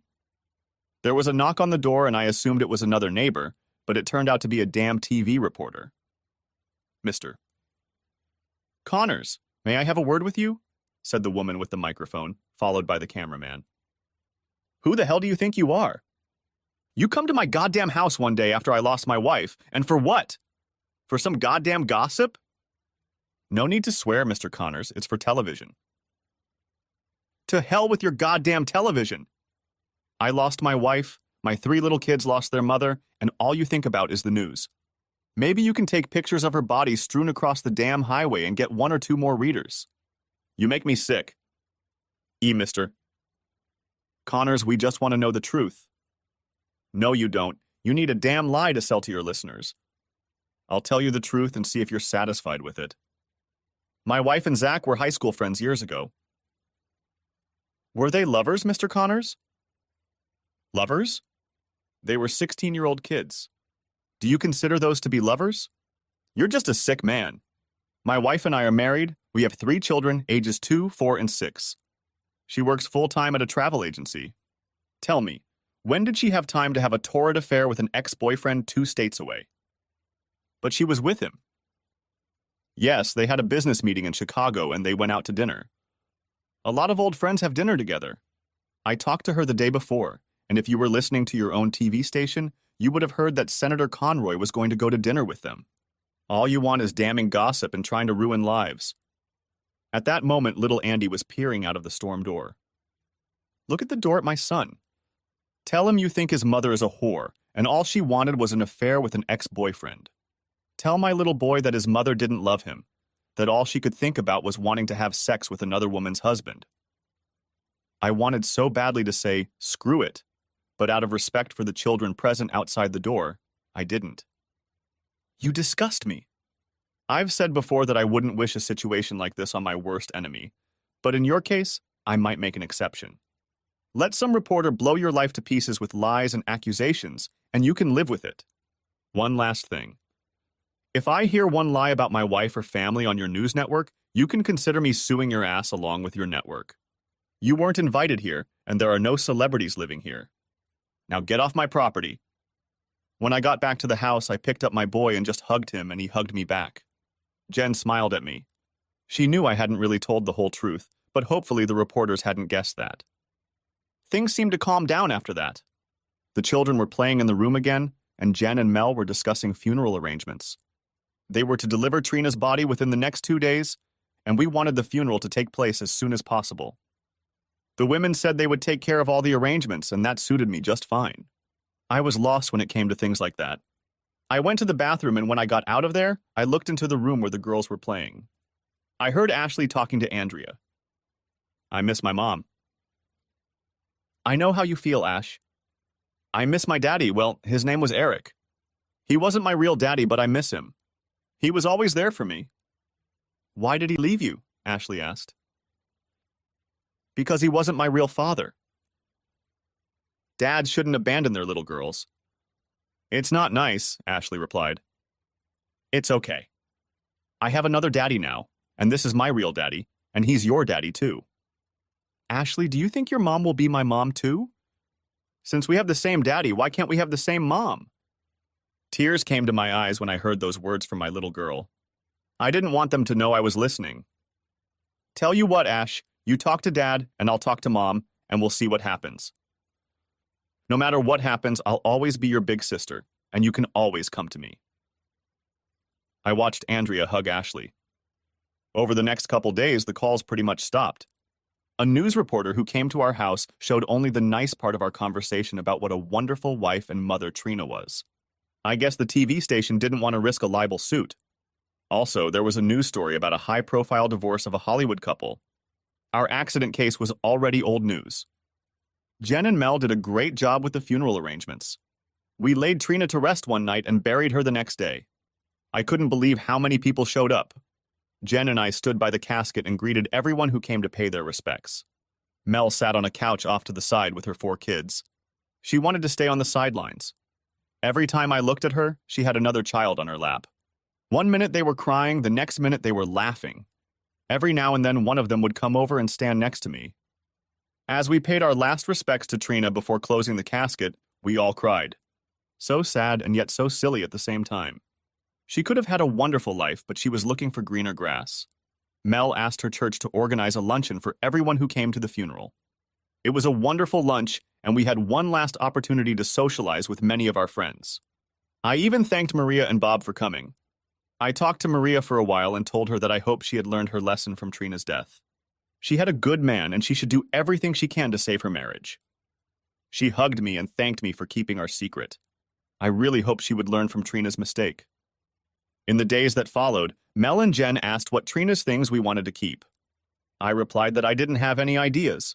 I told them to give all the jewelry and keepsakes to the girls. They set most of it aside for future use, but gave the girls enough stuff to play with as kids. Mel remarked how nice Trina's clothes were. I told her she could keep them and wear whatever she wanted, since they were similar in size. If looks could kill, sweet Mel would have killed me on the spot. Jen started to laugh.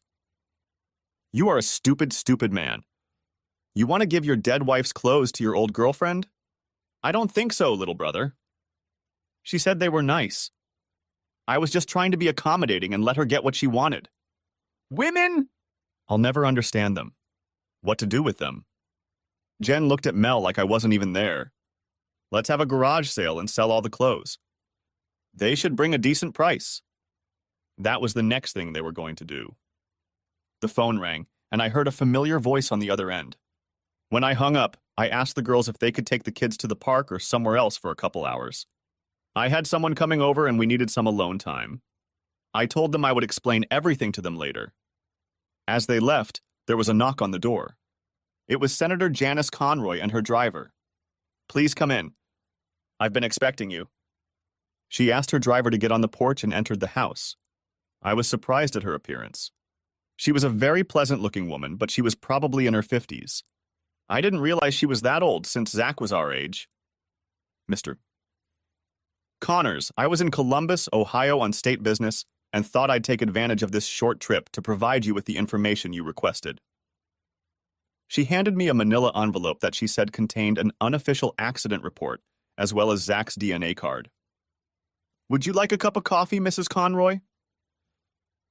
"Please just call me Janice today, and a cup of coffee would be nice." "Just a little cream, please. I want to thank you for being so tactful and telling me about the affair. It wouldn't have done any good if the truth had come out. The insurance company called me and asked me to talk to you about settling the matter." "Janice, I don't want your money. I just want to get this over with so my family and I can move on with our lives." "Andy, you'll get dozens of lawyers calling you saying they can get millions of dollars if you contact their firm. The truth is, a case can stay open for years while they dive deeper and deeper into it. The insurance company doesn't want that to happen, and neither do I. They've made you an offer. If you accept it, the case will be closed. You won't be bothered anymore since the case is settled." "What is this offer you keep talking about? Is it your money?" "Like I said, I just want it to be over. It's the insurance company's money. They'll give you $100,000 for each of your children and put it in a trust account. The money will be paid out after they turn 18, and you will be the custodian of the account. The children will receive the money only at your direction until they turn 25 years old. Then they will manage their own accounts." "Why are they offering this money? Was there any offense?" "No, it's just that everyone is obsessed with the courts these days. It's easier to sue someone than it is to look for a job. This will just close the account. They'll also pay for all the medical expenses after the accident. Hospital bills, ambulance bills, and other expenses. So you'll get $300,000 plus medical payments. That's $400,000 plus medical. I have 4 children, not 3. My second daughter lives with her mother, but if I agree to this, she should get her share too." "I'm sorry, I didn't know about that." "I'll make sure you have enough for all 4 kids. So if we're done, I'd like..." "Janice, this may be the last time I see you.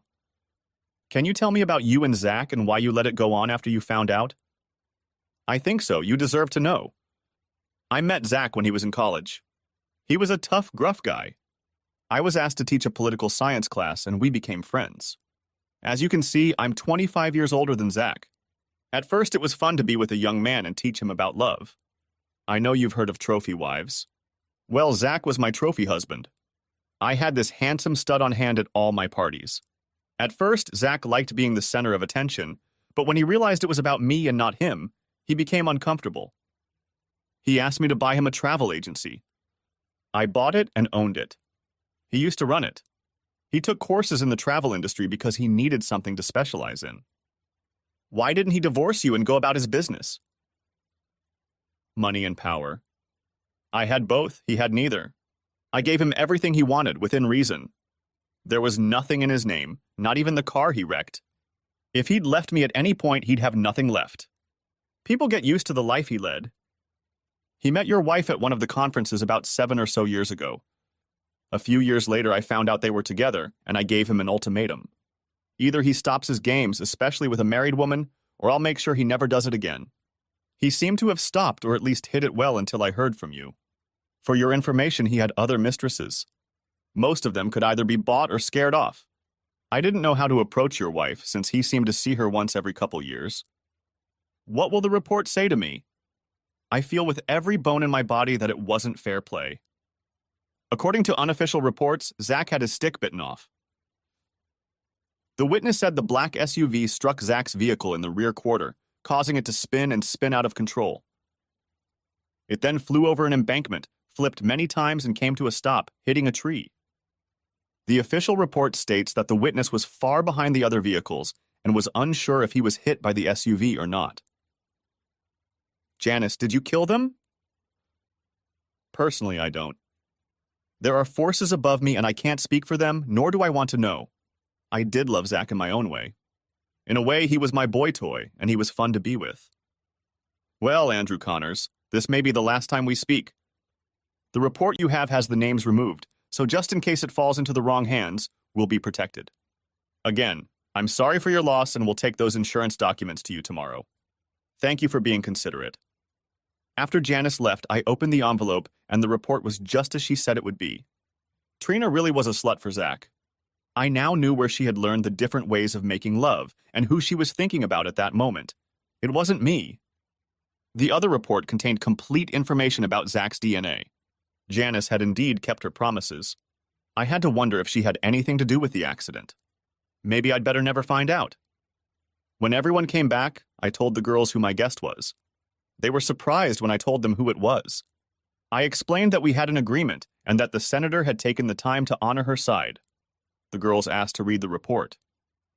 Are you guys sure you really want to read this? I know you're women and curious, but this is some pretty deep shit. You're not going to like what you read. Mel looked at me. Andy, since I care about you, I'm going to forget about being curious. You can't ride this train through life alone. You have to be able to share with someone if you suddenly need to talk about it. She smiled sweetly at me after that. When they read the report, they were saddened. Like me, they hoped that maybe Trina would feel remorse after talking to me this morning. I told them some of what Janice Conroy had shared with me. My sister Jen said, I know it's awful, but maybe Trina's death is God's providence. How much worse it would have been if it had continued if the children were at the center of it all. I knew she was right, only she said it out loud. That was Jen, never afraid to speak her mind. After she left, I sat at my desk, reading the report again and looking at Zach's DNA. Mel sat down at the table next to me. What are you going to do with that? She pointed to Zach's DNA report. I have an appointment at the clinic tomorrow to take tests and find out if Zach is the biological father. Don't do it, Andy. For your sake and for the sake of the kids, don't do it. I have to know, Mel. I have to know. Why? Why is this so important right now? Zach is dead, Trina is dead, and nothing good will come from that knowledge. What if you're not the biological father? What are you going to do? Give up the kids, send them to an orphanage. Raise them with anger in your heart? Please, Andy, listen to me. You're their father. You've been there for every one of them from day one. You delivered their babies, changed their dirty diapers, but most of all, you have always been there for them. You are the one they call daddy, not someone else. Don't let those thoughts into their mind and heart. Please promise me you'll think about it, Andy. Think about your children. Okay, I'll think about it tonight. If we go, I'll stop by tomorrow when we're done. Mel kissed me lightly on the lips. It felt so good. She called Andrea and they went home. I did what I had promised and thought it over. The next day, it was the middle of the afternoon when I pulled up to Mel's house. The kids got out of the car and ran to her house. Andrea was at school, but Mel had told them they could play in her room. Renee was supposed to be at school, but I had already canceled her the day before. You did it, didn't you? Muttered Mel. I'm sorry, but I promised the kids, I replied. What, you did it for the kids? What are you talking about? I promised the kids that I would take them to McDonald's for lunch, and I'm keeping my promises. She smiled. So you didn't follow through? Well, you know, different thing, not lunch. No, I thought about what you said. They are my children and always will be. I want to keep it that way. So what happens now? I sat on the couch and Mel came over and sat on my lap. After the funeral, we were the closest we'd been, aside from the occasional kiss. It was so nice to be around her. She was a wonderful woman. You'll grieve for a while, we'll start dating, and then you'll ask me to marry you. I'll say yes, and we'll live happily ever after, just like in a fairy tale. The most beautiful smile appeared on her face. I smiled too. What if I don't want to marry you? What then? Then I'll just live with you. I already lost you once, it won't happen again. Besides, I've heard that babies talk. They like me, you know that, and I love them. How about sex? Are you good? I started laughing. Honey, it's not just going to be sex with you. It's going to be love, and it's going to be great. Mel was laughing now too. About that time, Andrea came home from school. She saw Mel sitting on my lap and started smiling. Andrea shouted to the rest of the kids, Renee, Ashley, Andy, come here quickly. There's something you need to see. Mel stayed where she was, not moving an inch. The children came in. The last one, of course, was Andy. They smiled at Mel. Ashley spoke first. Does that mean you're going to be our mom since our mom is dead? With tears in her eyes, Mel got off my lap, walked over to Ashley, knelt down and hugged her. Sweetheart, I would love to be your mom. Your other mom will always be with you in your heart, and I will be here to take care of you. Andy wanted a hug too, so he walked over and Mel hugged the baby. Renee came up to me. Daddy, when are you getting married and where are we going to live? Well, honey, first I want to make sure you kids want us to get married. Of course there is, Dad. What a silly question. We already love Mel and you're Andrea's dad. We just want to know where we're going to live. Honey, I haven't even asked Mel to marry me yet. Well, do it, Daddy. Do it right now. All the kids started yelling, Do it, Daddy! Even little Andy. I laughed and Mel almost cried. I walked over to her and took her hand as she stood up. I knelt down in front of her and said, Mel, my children and I all love you. Will you be their mom and my wife? I have to buy you a ring to make it official. I wasn't planning on doing it today, but I can't think of a better time and better witnesses. Before I could finish, the kids are already saying, Answer him, Mommy, answer him. The funny thing is that even before she answered, the kids started calling her Mommy. How much longer do I have to think about this, kids? After all, it's a big step, Mel replied with a smile on her face. Just a minute, Mom, Andrea replied. We both know you've wanted this your whole life. Oops, there goes another secret. Andrea looked back and smiled at me. Mel tried to look serious, but she wasn't very good at it. After careful consideration, I decided to say, Yes, I will marry you, Andrew Connors. The kids were jumping up and down and saying, Kiss her, Daddy, kiss her and seal the deal. I did, and it felt so good. Kids, just so you know, we won't be married until sometime later. We have a lot to do first, but we will see each other almost every day, Mel replied. She didn't want to explain to her children about waiting after death, but she told them they could call her mom if they wanted to. After the kids went back to Andrea's room to play, I looked over at a smiling Mel. That went well, she laughed. If we're going to date, are we going to have sex? If so, can we do it on the first date? I asked. For you, honey, anytime you want. We don't even need a date. Saying that, she walked over to the phone and called my sister Jen. What was that? I asked. Jen is coming over to take the kids to the movies. They wanted to see a children's movie called Happy Feet, and Jen is going to take them. Honey, I have a question for you. Are you and I going to stay here and close the deal we made earlier? Before I could say anything, she called the kids back into the room. Kids, Aunt Jen and Uncle Ralph are coming to take you all to Happy Feet. The kids started jumping up and down. Daddy and I have some things to do, but we'll be here when you get back. Be good for Aunt Jen and Uncle Ralph, do you hear me? Yes, Mom, we can all hear you, replied a smiling Andrea. Jen and Ralph showed up a few minutes later. Ashley ran up to them as soon as they crossed the threshold of the house. Mom and Dad are getting married and you can come to the wedding, but we don't know when it will be yet. Jen looked us over. Kind of unexpected, right, guys? She smiled, which signified her approval. Renee says, Yeah, Dad proposed in front of all of us. It was great. They kissed and everything to seal the deal. All of them? Replied a smiling Ralph, until he was nudged by Jen's elbow. Well, congratulations, Jen said. We'd better take the kids to the movies so you can finish up your unfinished business. We'll stop for pizza on the way home so you'll have about 3 hours.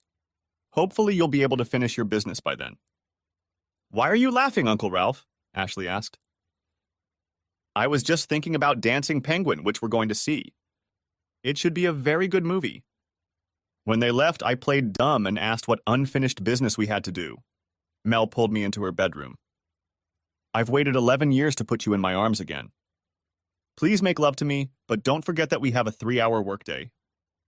Honey, I'll only need 3 minutes for the first round. We both started laughing as we undressed. We made it through the Christmas holidays. We spent a lot of time together. We were a family, except we weren't married yet and still lived each in our own house. We tried to wait as long as possible, but the kids wanted us to get married as soon as possible.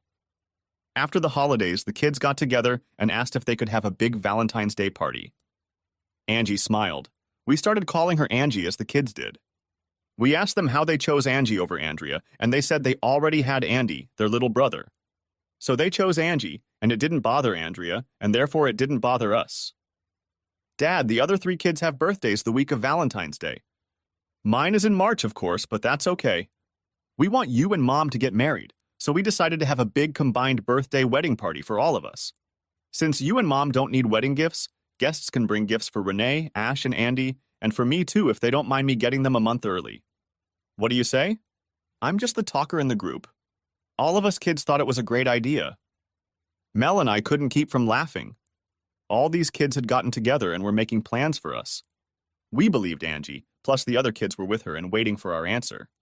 The problem was how to proceed without hurting their feelings. Angie, I know you and the others have given a lot of thought to the planned party.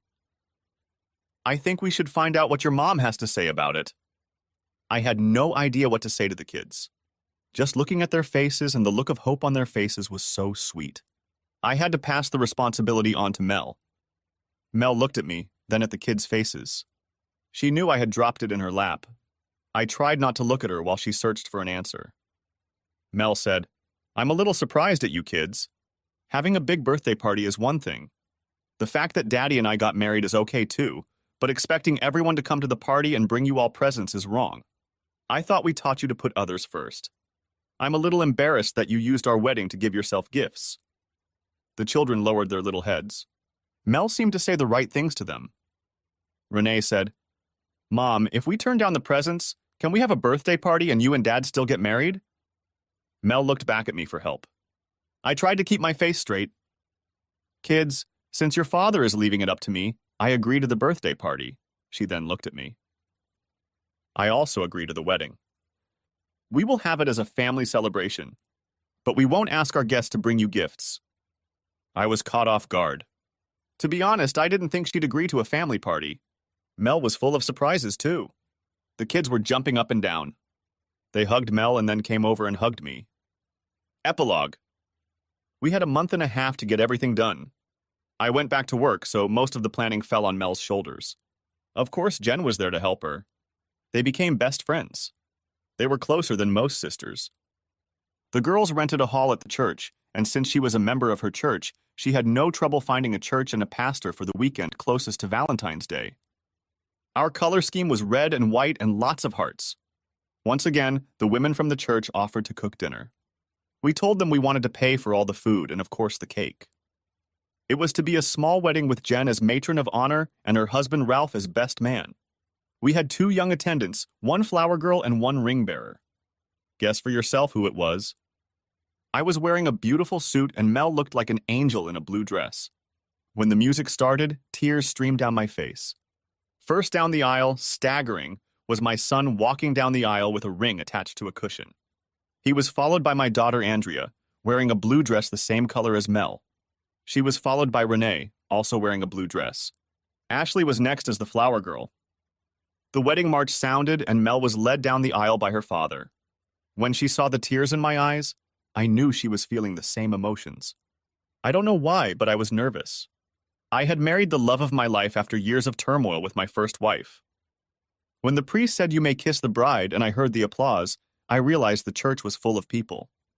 As I looked around the crowd, I saw so many old friends and family members. Until that moment, I had been completely focused on Mel. When we walked down the hall, there was a large poster that read, "Congratulations to the Connors family on their recent marriage." A second poster read, "Happy birthday to Renee, Ashley, and Andy Jr., and happy birthday to Andrea, who doesn't have a birthday until March." When the kids saw the banners, they were so happy. There was also a stack of birthday cards for each of them. When we sent out the invitations, we said it was a combined birthday and wedding celebration. It was the best Valentine's Day anyone could dream of. For the honeymoon, we decided to wait until June when the kids were out of school and take them all to Disney World. We shared rooms, the kids shared 2 double beds, and we got a twin bed. We played with the kids during the day and made love at night with the door closed. The kids couldn't understand why we were tired every morning.